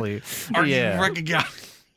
Anyway, all right, but yeah, I don't know. My little mini rant is over. Maybe I'll flesh it out for next week. But Quinn also has vibes-based storytelling to do, so we'll probably be dedicating most of next episode to that. So let's wrap it up. We've nearly had you for a full 3 hours, if not more. So yeah, it was a good time. Andy, thank you for coming through. It was super fun. Yeah, thanks so much for coming through. Thanks for having me on. Thanks for always being just really good supporters of what me and Kyle do, like even over here. Like it's always nice to hear like somebody else who, you know, struggles in the creation and thinks about making something, like say what you do is good too, you know, like it just means a lot. So, and I had a good time. So thanks for having me. Definitely. And thank you for bringing in more viewers, I guess. Thanks also for the mutual shout outs and everything. I think it's just been really nice to get that acknowledgement, I guess, and it's been nice to just bounce ideas off of you guys and see what's going on. Yeah, I hear you. You're both great, for real. All right, Quinn, where are we at? Where are we going? Who are we? We're on the internet at HBVC-MTG on Bluesky. I got the Grodic Energy. Cole's at the Pleasure Guy. Find Andy and Kyle in their Patreon Discord for the Legendary Creature Podcast, and you can find the Legendary Creature Podcast available wherever podcasts are sold. Cool. All right, let's get out of here. See you, everyone. Later, game.